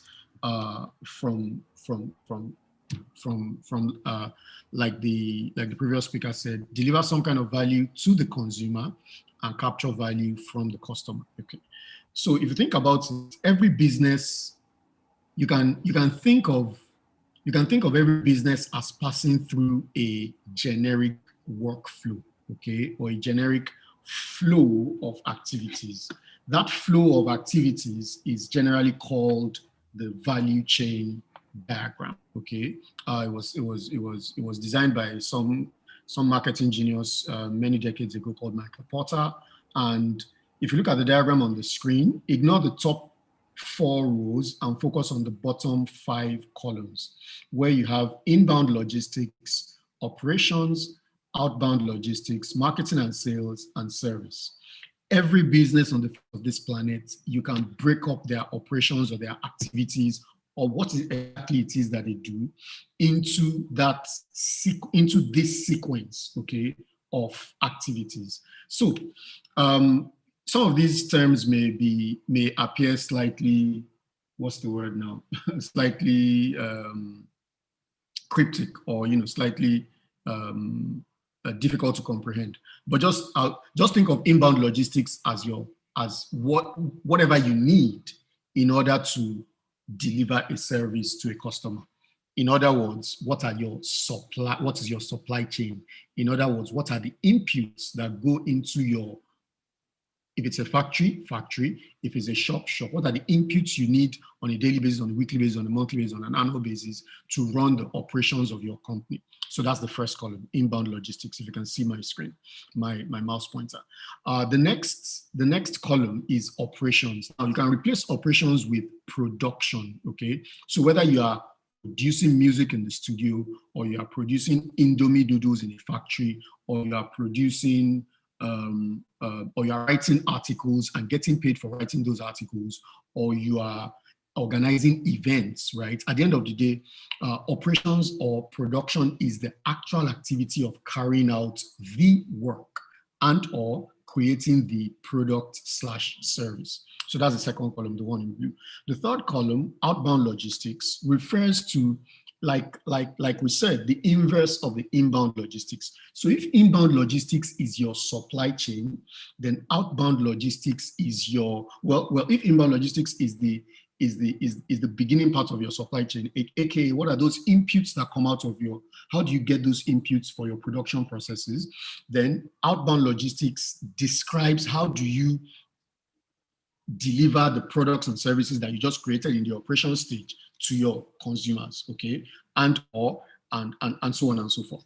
The fourth one there is marketing and sales. Now, at the end of the day, whether you are making asun, or you are making fashion clothes, like the previous speaker said, or you are baking cakes, right? You need to have a way to sell those products. And when you start to think about selling, you then start to think about communicating and creating awareness around your product so that people can buy, right? Because if there's no awareness, then there cannot be sales, there cannot be purchases. So marketing and sales is also another, the fourth column in that flow, in that transactional flow.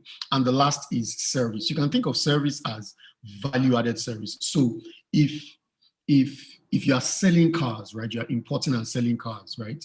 Selling the car and handing over the keys to a buyer or to someone who just came to buy a Benz 2020 model from your car dealership is the product sales. You've just sold a product, right?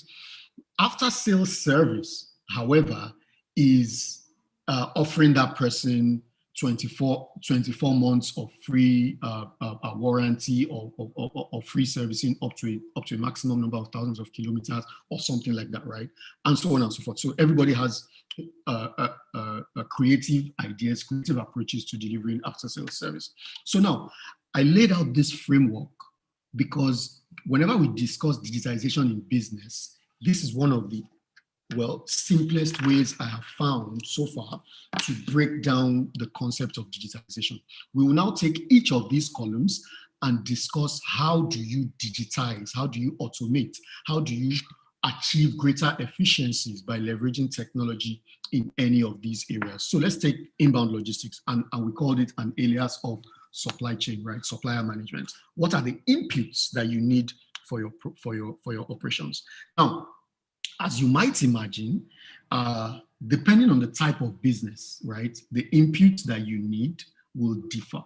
If you are like I said earlier, if you write articles, if you're a copywriter or you're someone who writes articles professionally, right, your inputs will be things like research databases, access to research repositories, access to things like internet and subscription fees and stuff like that, right? Technology, if you're writing those things digitally, then you need some kind of computer, whether it's a laptop or a mobile or something that helps you type.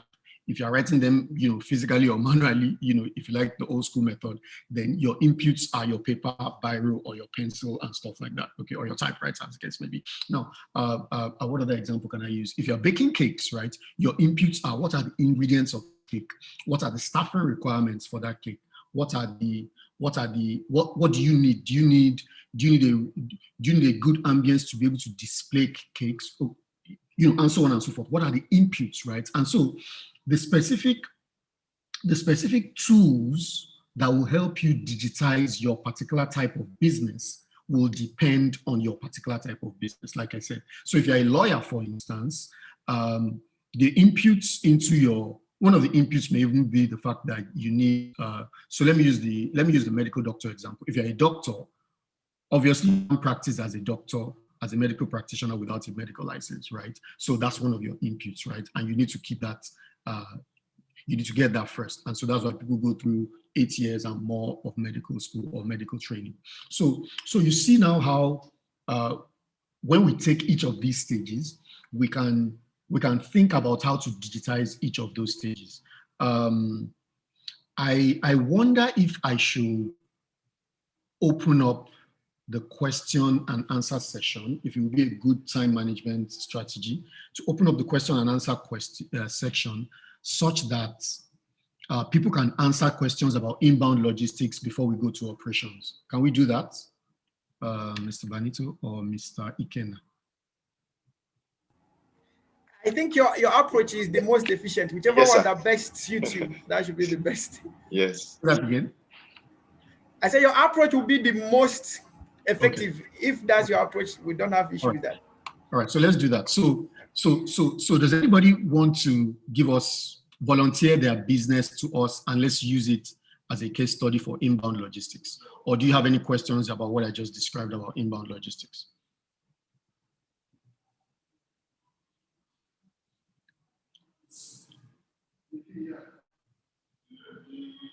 A consulting firm from Blossom. Okay, so let's take a consulting firm, okay? A consulting firm, what type of consulting firm? Say you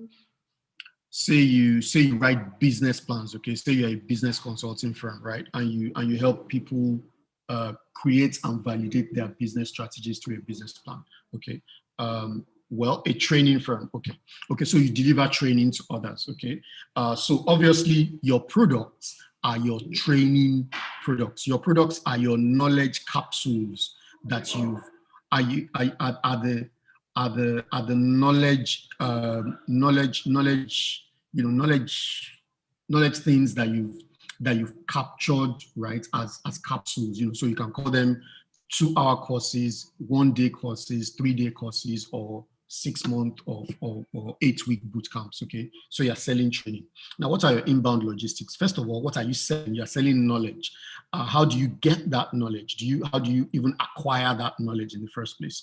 Do you obviously need some kind of process for determining that whatever knowledge that you are about to sell to a customer is 1, relevant, and 2, timely. So you want to be sure that you are not selling in 2021 the kind of knowledge that was applicable in 1997. So take for instance the computer programming industry or the computer programming space, and you're selling computer programming courses.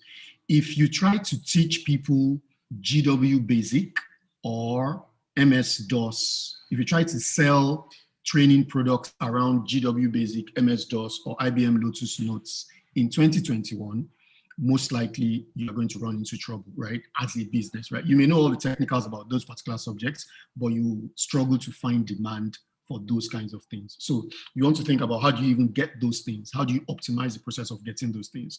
Traditionally, perhaps without using technology, the way to get those things would be to subscribe to Ganifa Wahimi library, or some physical library somewhere, right? And you need to go there physically within their opening hours and generally do it manually, right? But with the advent of the internet and all of the repositories that are available on the internet, all the knowledge repositories, you can leverage technology and say, I will as a business cost to my training firm, I will subscribe to 1, Tech Republic, which is a source of technical resources. You will subscribe to a number of online available technology repositories. Does that make some sense, Blossom? okay? And that can be a way to digitize the inbound logistics for your business. Again, what other type of logistics is there? Are you delivering those trainings by remote over the internet like we are doing now, or are you delivering them in person? If you were delivering them in person, are you going to leverage technology to make the ambience even more interactive? Are you going to use AR, augmented reality systems? Are you going to give people the ability to register when they arrive at the venue, register with a QR code or something like that? Do you get the point? So that's in person. If it's remote, like we're doing now, I can see about 123 participants in this session right now. I'm sure none of you physically interacted with any of the organizers. So the organizers must have invested in tools, aka LinkedIn, aka Twitter, aka social media, Instagram and the likes, to drive to bring all of you together into this session that we are having now. So that's a way to digitize your training and consulting firm. Now, let's move to operations. Now, I'm going to take another example. Let me use, in the chat, I see someone say that they sell cars and generators. Let me just, for the purpose of this discussion, let me just assume that those cars and generators are assembled in Nigeria, okay?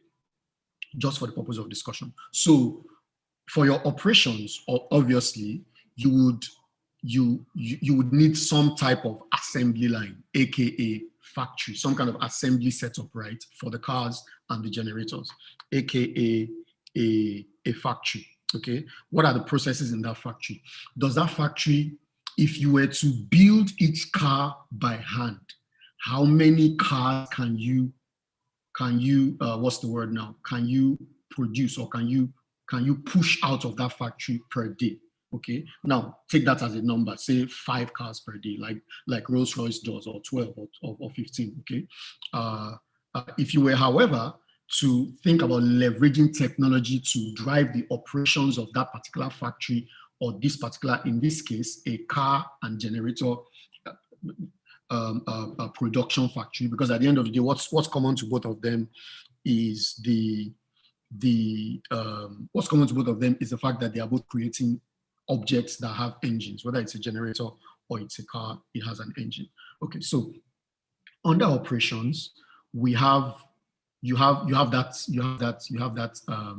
opportunity to think about how can you use technology. So you see, for instance, in a car factory, you see robotic arms coming out of the sides of the assembly line, lifting a door and putting it on the side of the car frame, another robotic hand on the right side, lifting another door, and it moves to the next stage, and another robotic arm is screwing on bolts, screwing on the tires, and you see that kind of stuff.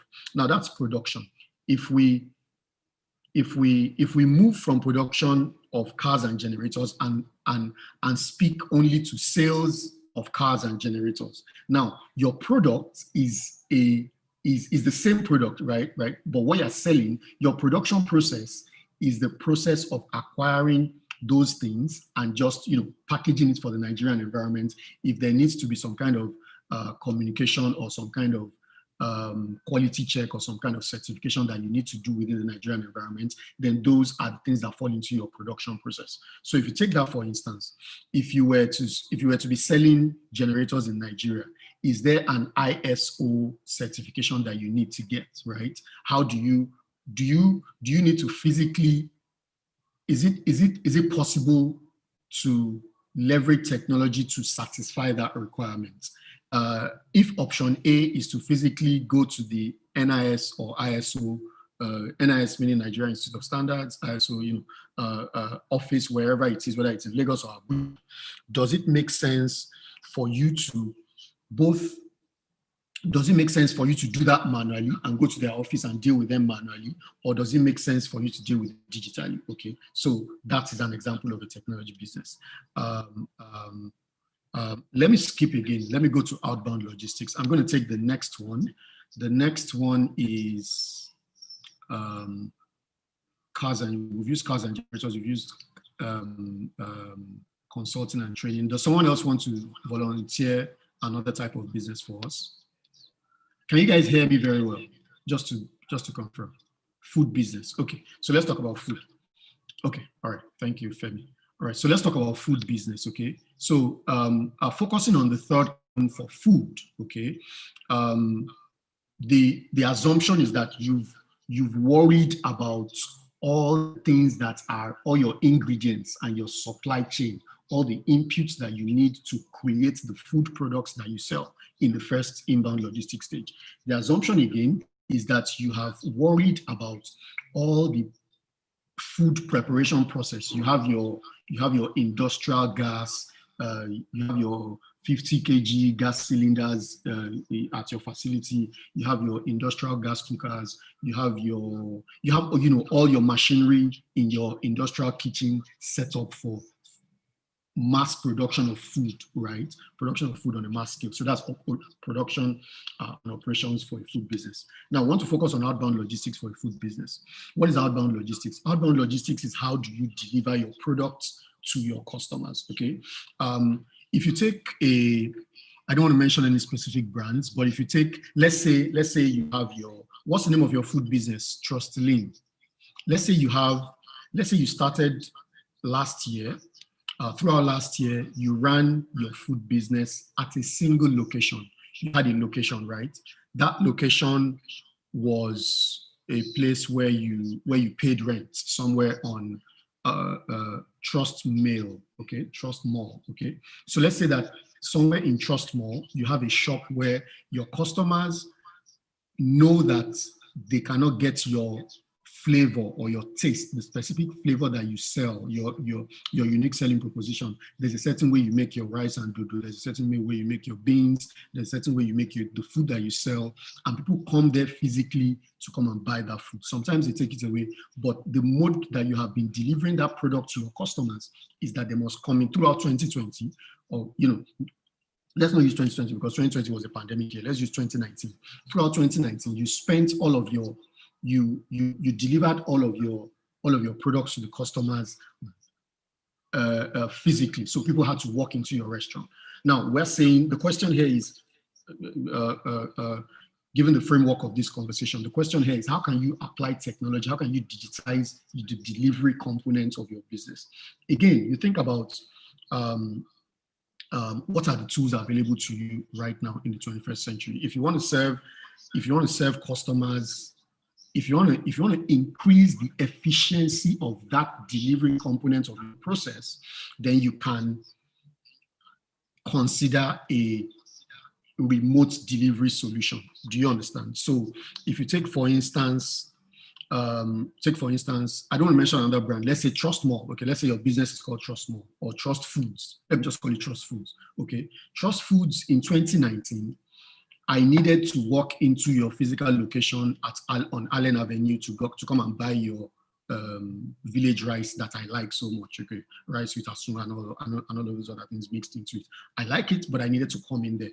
Now, because of the pandemic and even after a strategy session that you held with Dr. Phillips and the rest of the IIPMI team, it was suggested to you that, oh, you should consider remote delivery, okay? And you are ready to do that. What does remote delivery entail? Remote delivery means that you need to now find a way to make your products, right, available to your customers without necessarily walking into your office or your shop, rather, your outlet on Allen Avenue.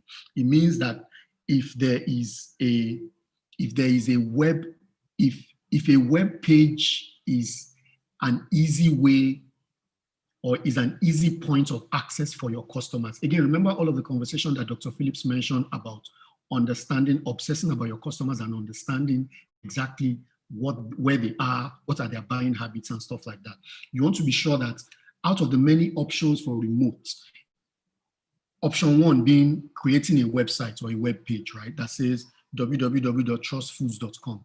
Click here and order your food and it will be delivered to you within 1 hour or within 2 hours, okay? That's option one. Option 2 is to just create a WhatsApp business page. Option 3 is creating an Instagram business page, right?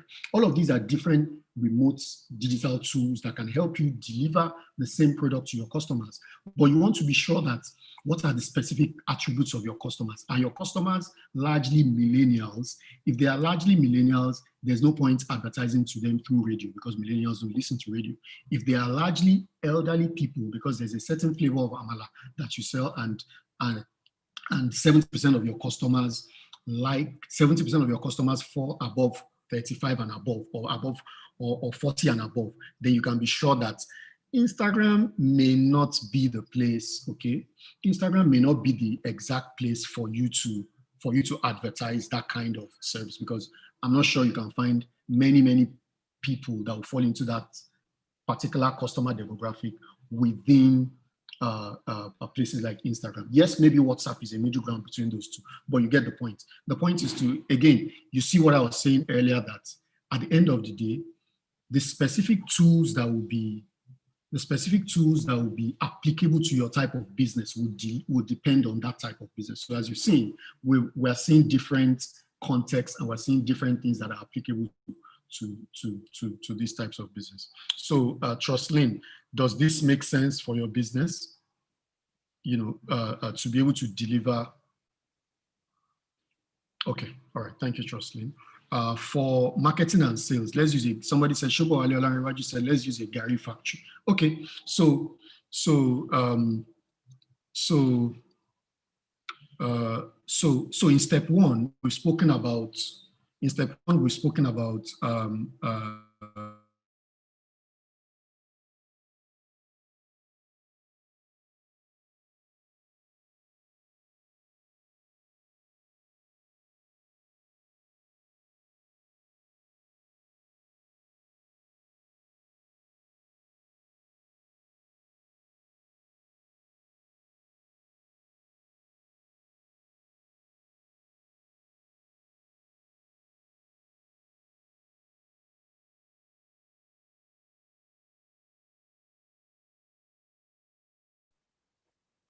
Hello, can you hear me?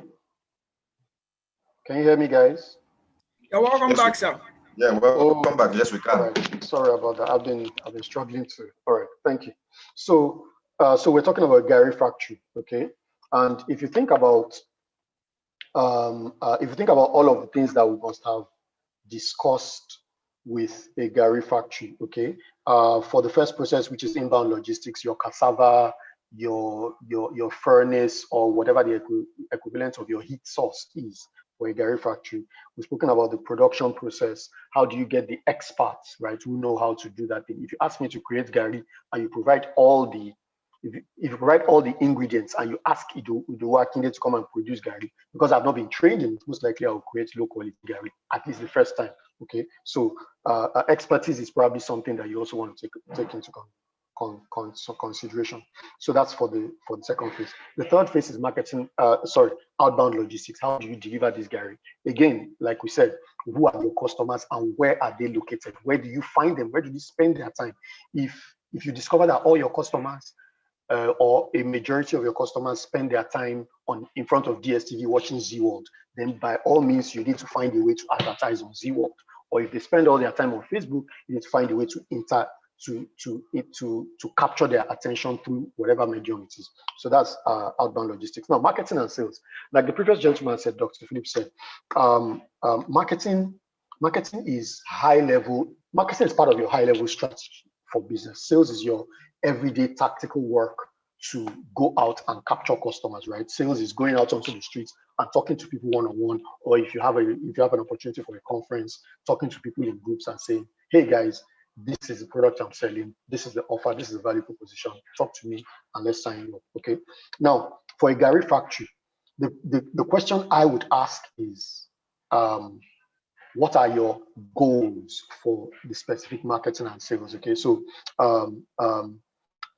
you maybe right now you are selling, just for the purpose of this conversation, let's assume for the purpose of this conversation that you've been selling packaged Gary, right? Gary in a proper cellophane, pack, okay, and you've been doing that so far, okay. So and you've been selling it through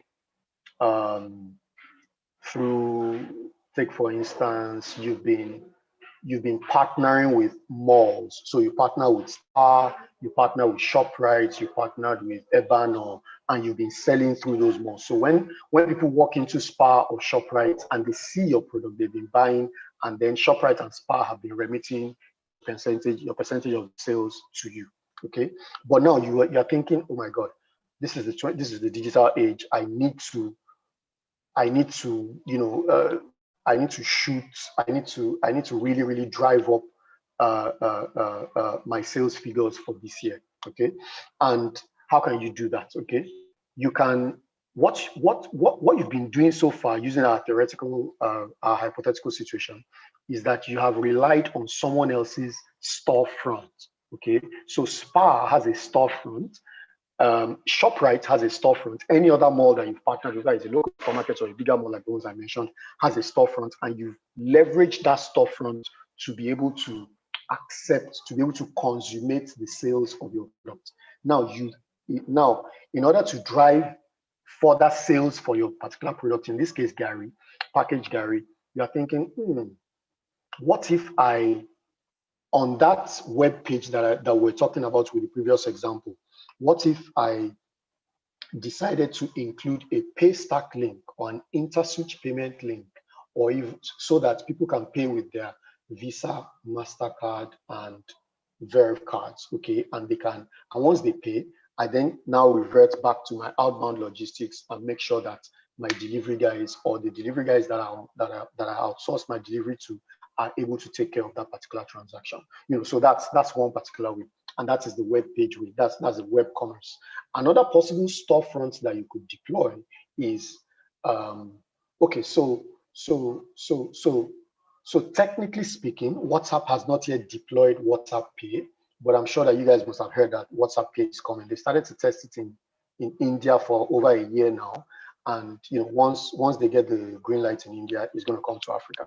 What WhatsApp Pay will do, for those of you that are familiar with WhatsApp Business, is that right now, if you go to your WhatsApp, if you register a number on WhatsApp Business, you have the opportunity to upload pictures of products, and each picture will represent an item. That's what they've done. So if you think about it, it's a genius and intelligent way to replicate your Jumia Konga experience. So what they've done with that WhatsApp Business is that the only missing leg right now is just to bring in that WhatsApp Pay, and once they do that, you'll be able to bring out your card, type in your card number into WhatsApp.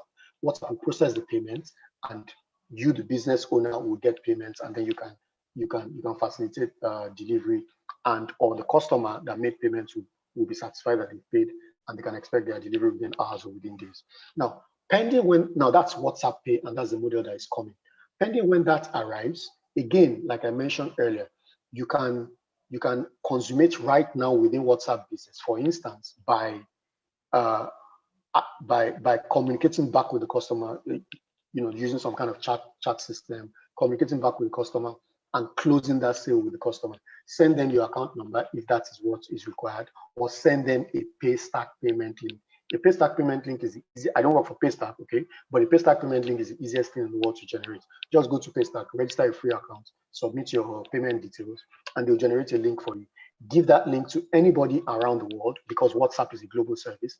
The ease of chatting on Banito on WhatsApp is the same ease of chatting with anybody else around the world on WhatsApp. So you get the point.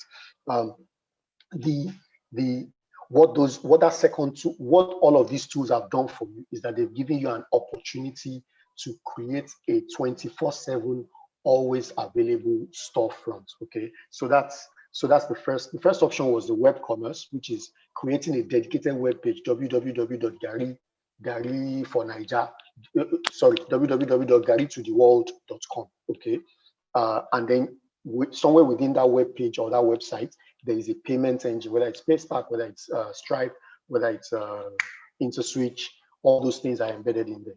Option 2 is to use something like WhatsApp. Option 3 is similar as well. You can use something like Instagram, I'm now aware that Flutterwave has created something similar to what we just described with what WhatsApp Business has done.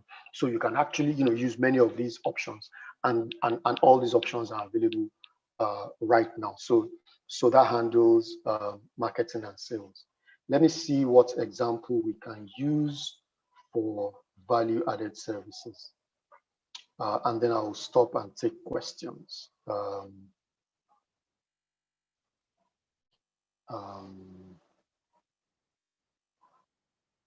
Okay. We've spoken about how to communicate more and keep in touch. We can talk about that. Okay, 4-point use a Gary factory, baking business. We've already spoken about the baking business. I'm sorry. Can someone suggest any type of business for us to use, for us to analyze the 5th column on the value chain diagram, on the Porter's value chain diagram? Or is there any other business that was mentioned that we didn't speak about? Spoken about the education. So let's use education. Okay, Dr. Georgina Erifeta. Okay, let's use education. Okay. Now, education, health consult. Okay, guys, just calm down, guys. Just calm down. We're together, okay? Calm down. We will. I'll give some space for questions after the last column that we're just going to describe. So the last column is services, okay? Again, remember that I defined services as value-added services. So after sales services, extra value services, okay? So think about anything that you've ever bought, right? In fact, I remember that when I joined, Dr. Phillips was talking about, what kind of service was he talking about? He was talking about a school, God bless you. Okay, so he was talking about a school, and the primary purpose of setting up that school was to educate children. But he spent the entire tour that the principal gave him in that school on that day discussing value-added services. So think about it. He went to the football court, he went to the sick bay, he went to the classroom. Well, he didn't actually experience the classes, the quality of tutoring. He just looked at the whiteboard, which is an accessory. Okay. So at the end of the day, if you think about it, the core of that particular business, education, is to deliver learning to students. Okay, in that particular age bracket, you may call them pupils. But at the end of the day, the core purpose of that of that particular school, aka any education business, is to deliver learning content to the people who sign up for that business. But you find that for services, you are able to you find that you are able to increase your competitive value in your marketplace. If you take the big picture and you think about all the schools in, just for example, all the schools in Ikeja, okay? If I live in Ikeja, or let's say if I just moved to Ikeja, let's say I moved in from Abuja or from somewhere else, and I just came to Ikeja, okay, and I just came to Lagos, and I happen to live in Ikeja, and I'm shopping for a school for my children. I scout the whole of my neighborhood in Ikeja, and I find 10 eligible schools that are within my budget, okay? Now, I'm going to be thinking in my brain, Solomon Agbo wants to ask a question. Can you type it? Okay, Solomon Agbo is raising up his hand. If it's a question, can you type it so that the facilitators can deal with it? So back to the question. If I have a list of 10 eligible candidate schools to send my children to, okay, my immediate concern is how to find which one delivers the most value to me. I am obviously going to start to think about what Dr. Phillips was thinking about when he described that experience to us. I'm going to start thinking about beyond, okay, all of these 10 have a minimum reputation for quality of content. Beyond that, I need to be able to filter and say, okay, this one will deliver to my child extracurricular social skills, leadership skills, and stuff like that. This particular one will deliver to my child access to excursions or access to extracurricular activities, so that it's not all bookish learning. Okay, this other one will deliver, all sorts of experiences and stuff like that. So the value-added services are things that are complementary to your core value proposition, but that increase your competitive positioning, your competitive advantage in the marketplace.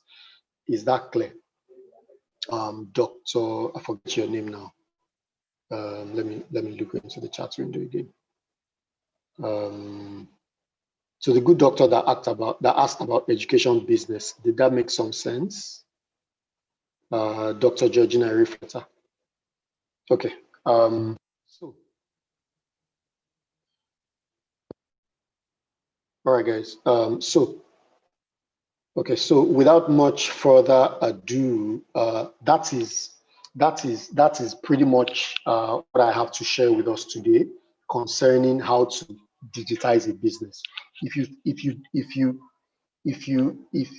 without breaking it down like this, if you're thinking about how to digitize a business, it may look like a Herculean task. It may look like something really almost unachievable, or something really difficult to achieve.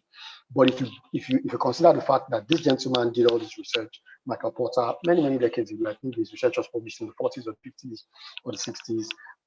He has given us this framework to think about businesses, and the value chain diagram is very relevant for many other fields of business analysis. Okay, but just for the purpose of structuring this conversation around how to digitize a business, if you break up the flow of that business into these 5 components, these 5 sequential or chronological components we have described, then you are able to see that for inbound logistics, there are tools. What are the specific? The question you should be asking yourself is, what are the specific digital tools, or what are the specific digitalization opportunities available to me for my type of business? For the operations part of your business, whether you're a Gary factory or you're an education business, which is training people, or you are any type of other business, what are the specific digital tools and what are the digitalization opportunities available to you to increase your efficiencies, thereby reducing your cost so that you can post a bigger profit later on? Okay. For the third column, your outbound logistics, similar to the inbound logistics. If inbound logistics points to the ingredients that help you create your product, like we said, if you're a baker, the ingredients would be your flour, your milk, your eggs. What are all those things that go into, and the equipment, the staff, the expertise, the rent, whatever it is? What are those things that go into, what are the input items? That's inbound logistics. Outbound logistics refers to what are the processes or activities you need to carry out to deliver that service to your customer. Option A, does your customer have to come to your physical location to pick it up? Obviously, you're not using technology for that. Option B, can your customer enjoy that service or that product without leaving their physical location, thereby putting the onus for bridging the gap on you, the business owner? So that's talking about some kind of remote delivery service. And you can see how GoCada and OPay, Oride have pivoted and have transformed into efficient delivery services companies for us now. So small businesses of all sizes today, I have friends and family that utilize these logistics guys, and that's that. Marketing and sales. Again, how do you sell? How do you close the sale? How do you after delivering the service, after creating the service and delivering it, how do you close the sale, right?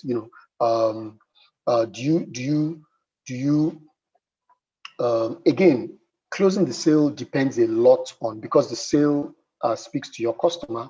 Closing the sale depends a lot on understanding your customer and what their specific demographics are. So you want to be sure that you understand your customer deeply, intimately enough to be able to say, my customer sells, or my customer watches Z-World for 5 hours a day. Therefore, I will make it a priority, as long as I can afford it, to advertise with somehow for 30 seconds in the middle of a Z-World program. Or my customer spends 3 hours on Instagram per day. I will make it my top priority as a business to insert myself into their attention stream on Instagram, and so on and so forth. And that addresses the marketing side. For the sales part, you're thinking about how do you consummate the sales. what is convenient for your customers. Are your customers the type of people that like to do transfer to pay? Okay, a Paystack link will give your customers the opportunity for them to transfer and pay. You know, if you want details, if you go to the Paystack site, or you can talk to me later, we can discuss that. If your customers are the type that feel comfortable paying with debit cards, okay, you can also do that. You know, a Paystack link, a Flutterwave link, an InterSwitch link can also do that for you as well. So all of those avenues can help you collect payments remotely and digitally from your customers. If your customers are the POS type that don't like using transfers or using any other mode of payments, by all means, apply to your bank, tell them you need a POS, give it to you free of charge, and so on and so forth. Now, value-added services, we spoke about value-added services being a way to increase our competitive advantage in the space that we play, and I've used up my time. Thank you very much.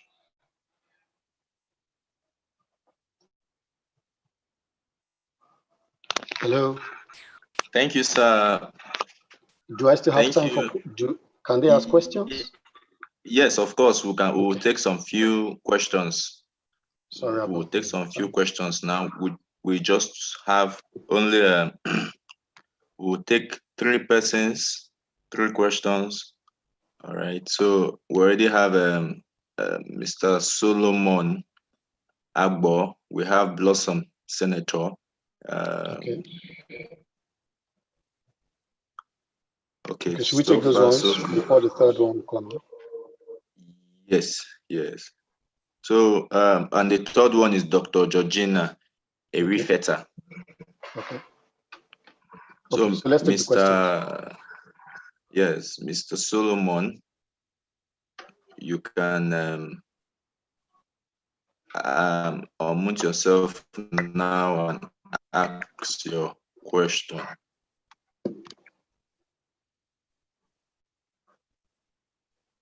Hello, Solomon, waiting for you.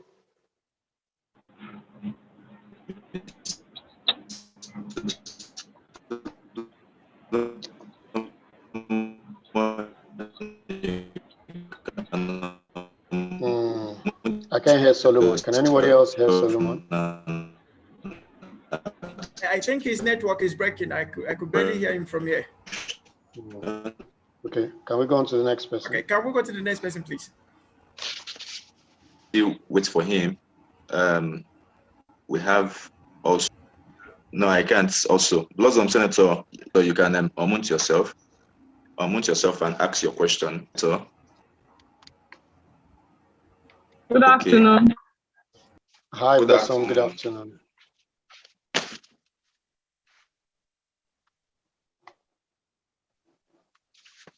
I don't know if it's me that can't hear Blossom. If someone else can hear her.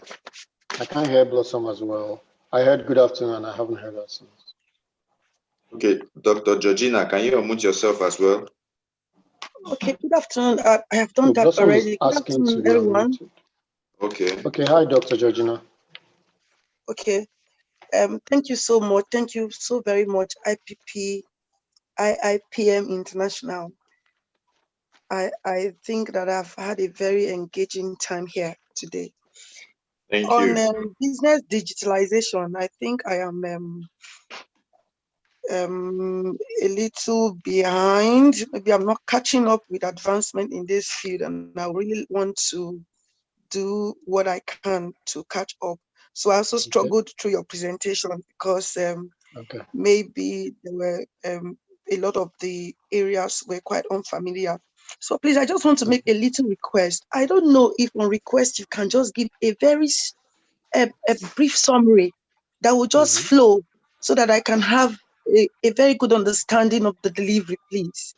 It's just a special request, please. Thank you. Just to clarify, are you asking for like a summary? Yes, a very brief summary that will just run that. Yes, that's actually my request, because I'm not able to piece the points together, and I want to get something out of it so that it will be a start up for me on a business digitalization actually. Okay, all right. So let's take your business. You are in the education business, right? Yes. All right, so let's take your business. In the education Also an business, entrepreneur, though. it's okay, it's okay. At least for the purpose of Thank this you. discussion. Thank In the you. education business, I'd like to ask you, what are the, for the first column, okay, inbound logistics, perhaps it's the terms in this place, in this diagram that are slightly confusing, okay? Complex, Remember, yes. Complex. remember that I said inbound logistics refers to your inputs. How do you handle the inputs into your business? So if you're selling education, okay, what are the inputs for selling education? Do you need an education license? Do you need a license from maybe a Ministry of Education? Do you need do you need some kind of expertise, some kind of teaching expertise? Do you need access to knowledge that is current and relevant and timely, so that you're not making yourself uncompetitive by selling 1997 knowledge in 2021. I use the example of if a training company comes up in 2021 and is trying to teach people GW Basic. Yes, GW Basic has a lot of value to add to computer science, but GW Basic, probably nobody wants to learn it in 2021. You get my point? Yeah. So what are the things that, so inbound logistics refers to the inputs required for you to be able to create your products.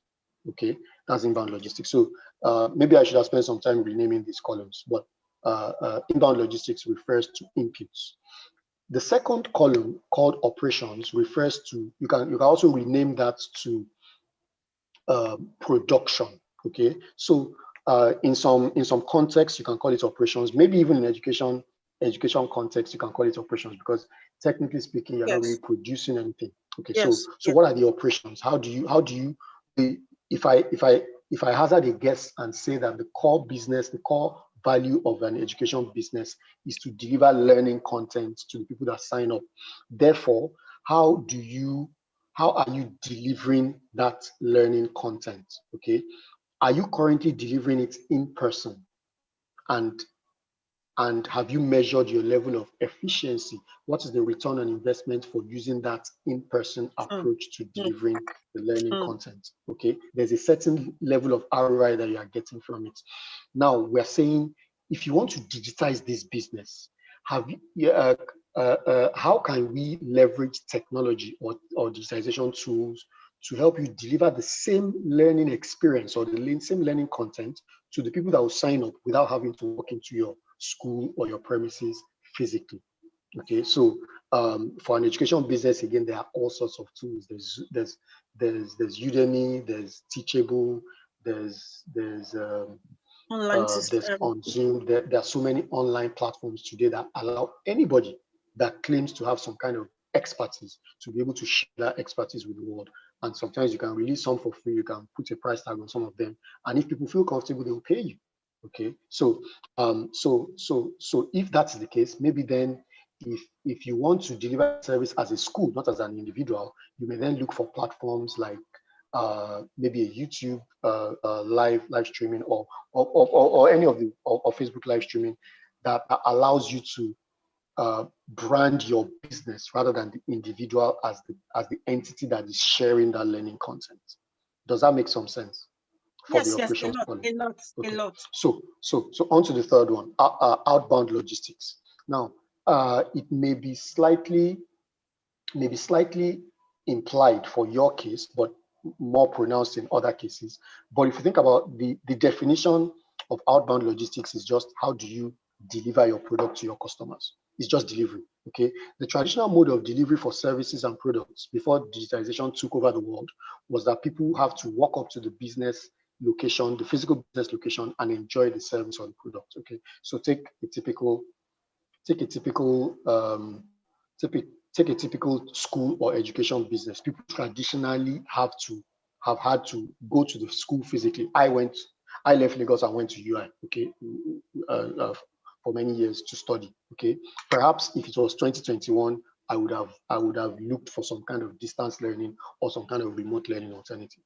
Do you understand? So as an education business, it's slightly tied to what we were speaking about earlier, because like I said, it's implied in the operations stage, but for your logistics or your delivery stage, you want to be thinking about how can you deliver the product that you've just packaged as a product. How can you deliver it to your customers? So in your case, we've already discussed it, and it's just remote delivery, okay, and other tools that support that. Does that make sense? I'm trying to run through it because of time. Okay. Yes. Marketing and sales. Again, how do you marketing is about putting yourselves in the minds of the customers even before they buy. Okay.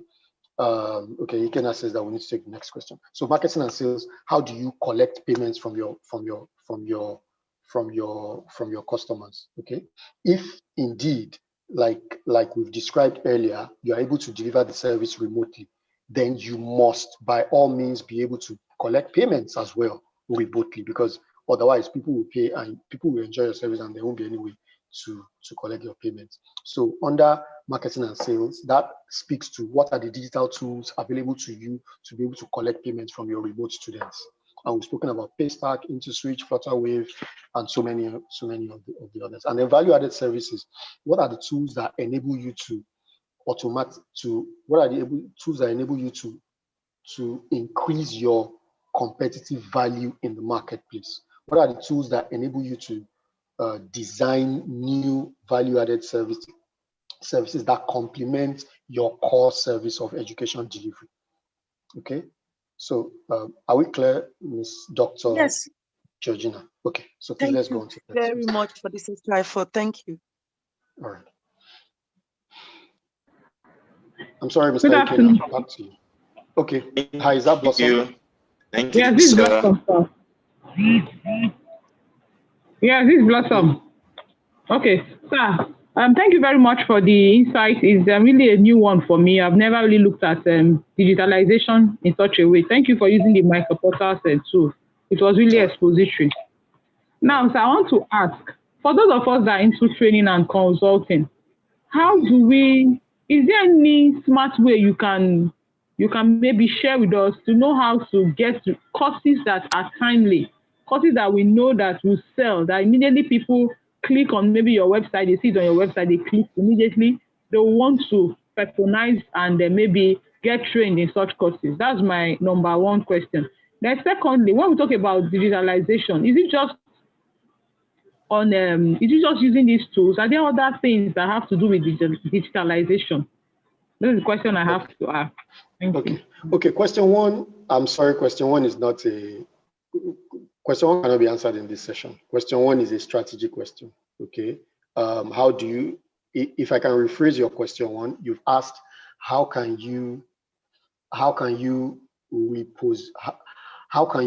build a model for your business that ensures that the inputs into your operations are always current? They are current in 2017, they are current in 2021, they are current in 2025. That's a strategy question. Okay. Now, when you determine the right strategy, you can then look for tools that help you to achieve that strategy. And some of those tools may be digital, and we can speak about that. Okay. Now, for question two, what was question two? Can you remind me of question two, please?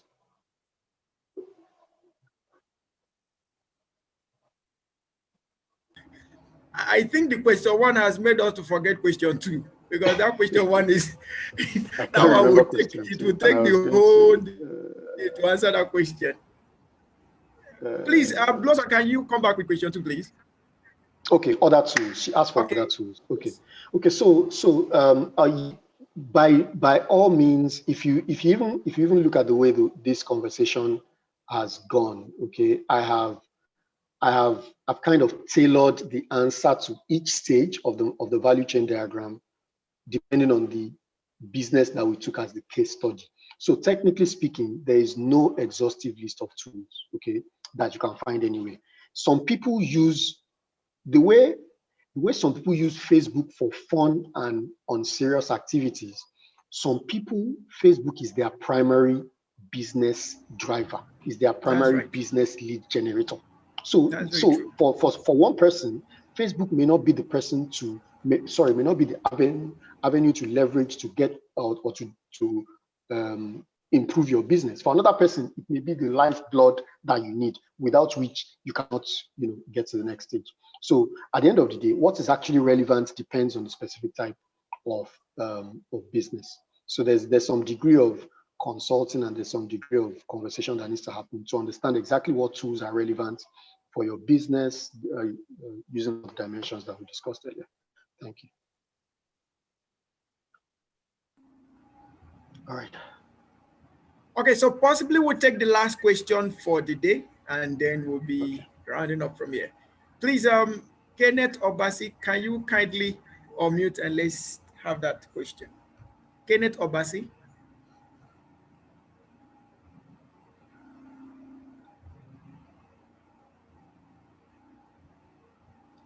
Kenneth Obasi, please, if you can hear me, kindly unmute and let's hear from you.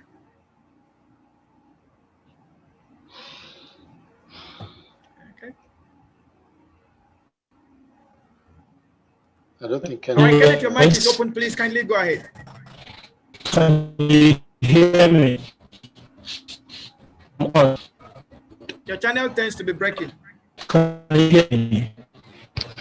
We can hear you, but it's scratching. I'm hearing. You can reduce your bandwidth, maybe reduce yours. You hear me? I'm struggling to hear you.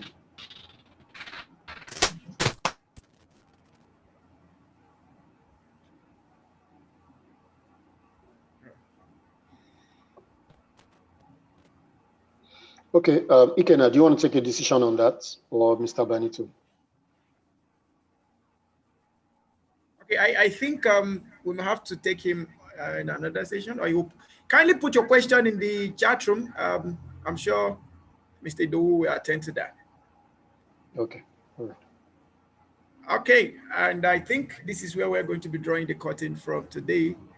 It has been a wonderful time with Mr. Idowu Akinde. I'm sure not everyone here might have known Mr. Idowu Akinde, but this is a global giant that is turning so many things around in the technological industry, not just in Africa, but just globally. So if there is a question that Blossom asked, that question cannot be answered in this class. So I will recommend you link with Mr. Idowu, either on LinkedIn, on any other channel that he could be living with us, so that you could meet with him. And for every other person that wants to consider developing strategies for their businesses, whether as a startup, as existing business, please feel free to contact Mr. Idowu any day, anytime. I know he's a very busy man, but he's also very liberal with knowledge. So feel free to contact him and then see how he can help or how your company can work with him to get you on the limelight. It has been wonderful. It has been beautiful. It has been great. I've learned so much today, and I know we'll still learn more. So before we go for a break, we'll be going for a break, and then we'll be coming back instead of 3, we are going to be coming back by 4. Then we'll take another 1 hour, and then we are done. So the next 1 hour by 4 will be a workshop session. So we look at our businesses critically and then work on them. All right. Okay. So before we go, I don't know if Mr. Idowu has a word for us before we call it a day from here. Well, I just like to say, hey, I know that business can be a roller coaster ride, okay? I'd like to encourage everyone that is running a business. I mean, if you're on this call, you either are running a business or you're seriously considering starting to run one. I'd like to encourage you. The journey may be rough. I remember my very first foray into entrepreneurship, into running a startup. I remember coming away from that experience at the end of the day, with the conclusion that at the end of the day, the more important skill for business success is not necessarily technical knowledge about business, okay, or even the technical area that you're delivering a product in. But the most important thing is the willingness to learn, the willingness to take feedback as what it is, as feedback, non-personally, without sentiments, and the willingness to grow. In formal terms, it's also called the growth mindset, okay? And there's another whole discussion around the growth mindset, okay? But I'd like to encourage us, beyond everything that we've discussed today, when you actually get into the nitty-gritty, the thick of it, you are going to face all sorts of experiences and disappointments, okay? But that's fine. It's just part of the journey. There's no entrepreneur on the face of this planet for whom things work smoothly. I can assure you of that. Whether it's Bill Gates, whether it's Dangote, things never work smoothly. There's always one new surprise along the line. So let's be encouraged. Let's understand that it is part of the journey. It's just part of the entrepreneurship journey. Okay. I also want to commend what the people at IIPMI are doing. This is beautiful. This is excellent. And like I always say, this is what we need in Africa. Many of the challenges that we have, societal infrastructural challenges that we have in Africa today, in the next few years and decades will be solved by small businesses, people who volunteer to tackle those challenges head on. And so I thank everyone. Thank you for taking the time to listen to my hallucinations and my ideas. Thank you for IIPMI. All right, thank you so much, Mr. Idowu. It has been an awesome section. And I know you had a session with Founders Institute, if I'm not mistaken. So yes, with all the engagement, you still made it to be here with us. We really, really appreciate this great sacrifice. Thank you so much. And to all the faculty members present,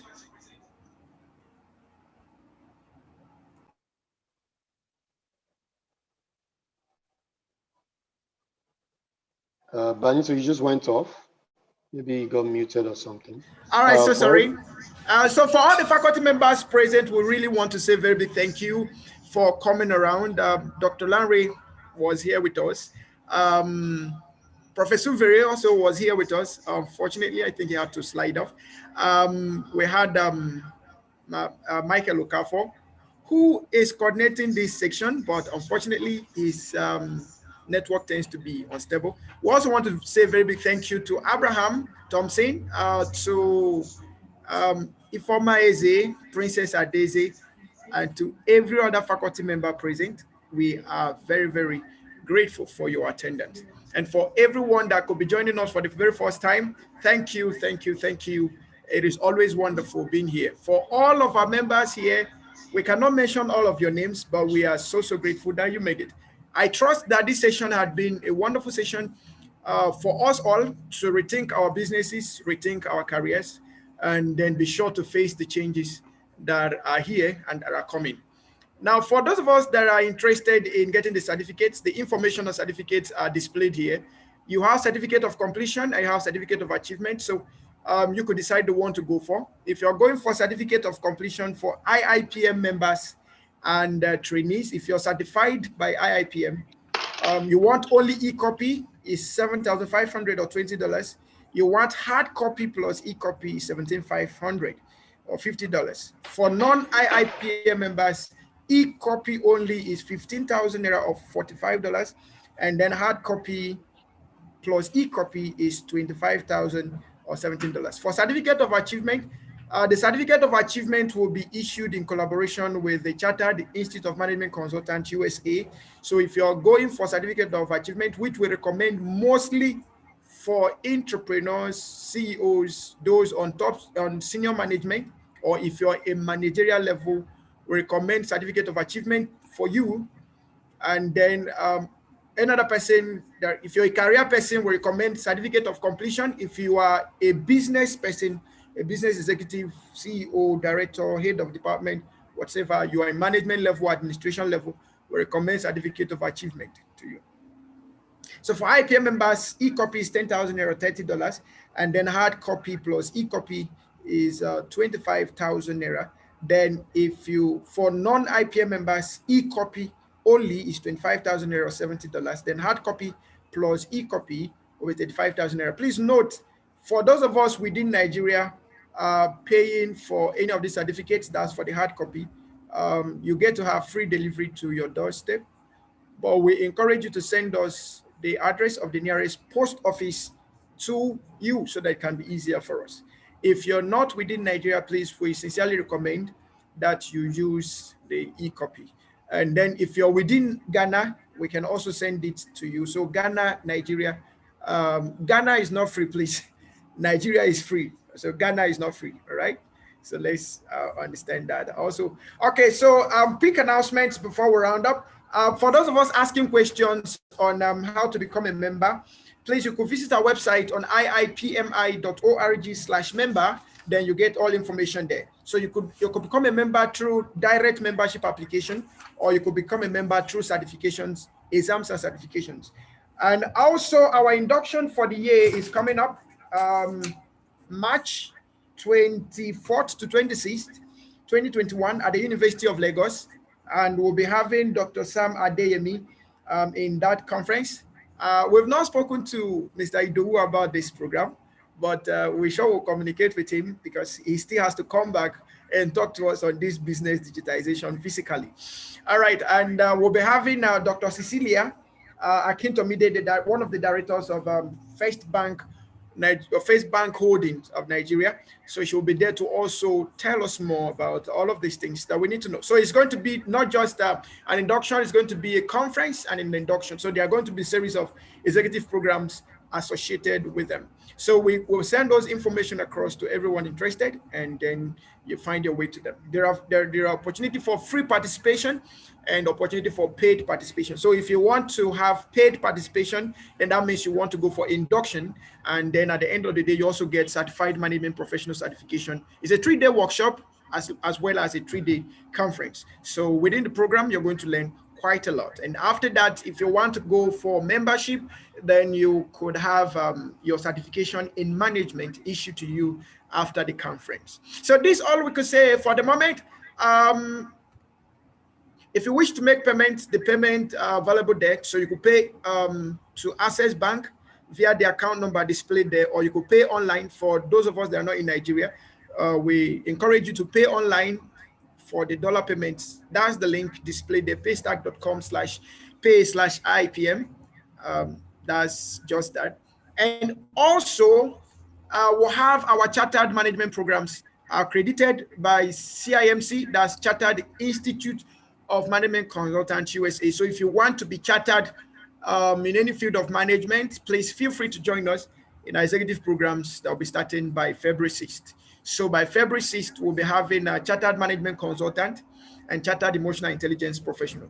Both certifications are accredited and issued by CIMC USA. Although you're going to get a certified management certification in the same categories from IPM. So for any of the certification program you're doing on executive level, you get IIPM certification and you get CIMC chartered certification. So if you want to become a chartered international professional, then you could join us. To attend any of these programs is completely free. The only thing you need to pay for is your study materials and your certifications, which are greatly discounted. So you don't need to bother about that. And payments are very flexible and can be done at your own comfort and convenience. So at this juncture, we'd like to say a very big thank you to all of the facilitators today, from Dr. Larry Phillips, to Mr. Idowu Akinde, the Agile coach, to all of the coordinators, Mr. Chidike Naman, Mr. Ikenna Okafor, and for everyone present, we want to say a very big thank you. So we'll be meeting again by 4:05. Afterwards, we'll be calling it a day. Please ensure to take your attendance. If you have any issue with attendance, please feel free to chat us on WhatsApp at 081 plus 234-81-470-29035. So I'm posting that in the chat room. So you could send us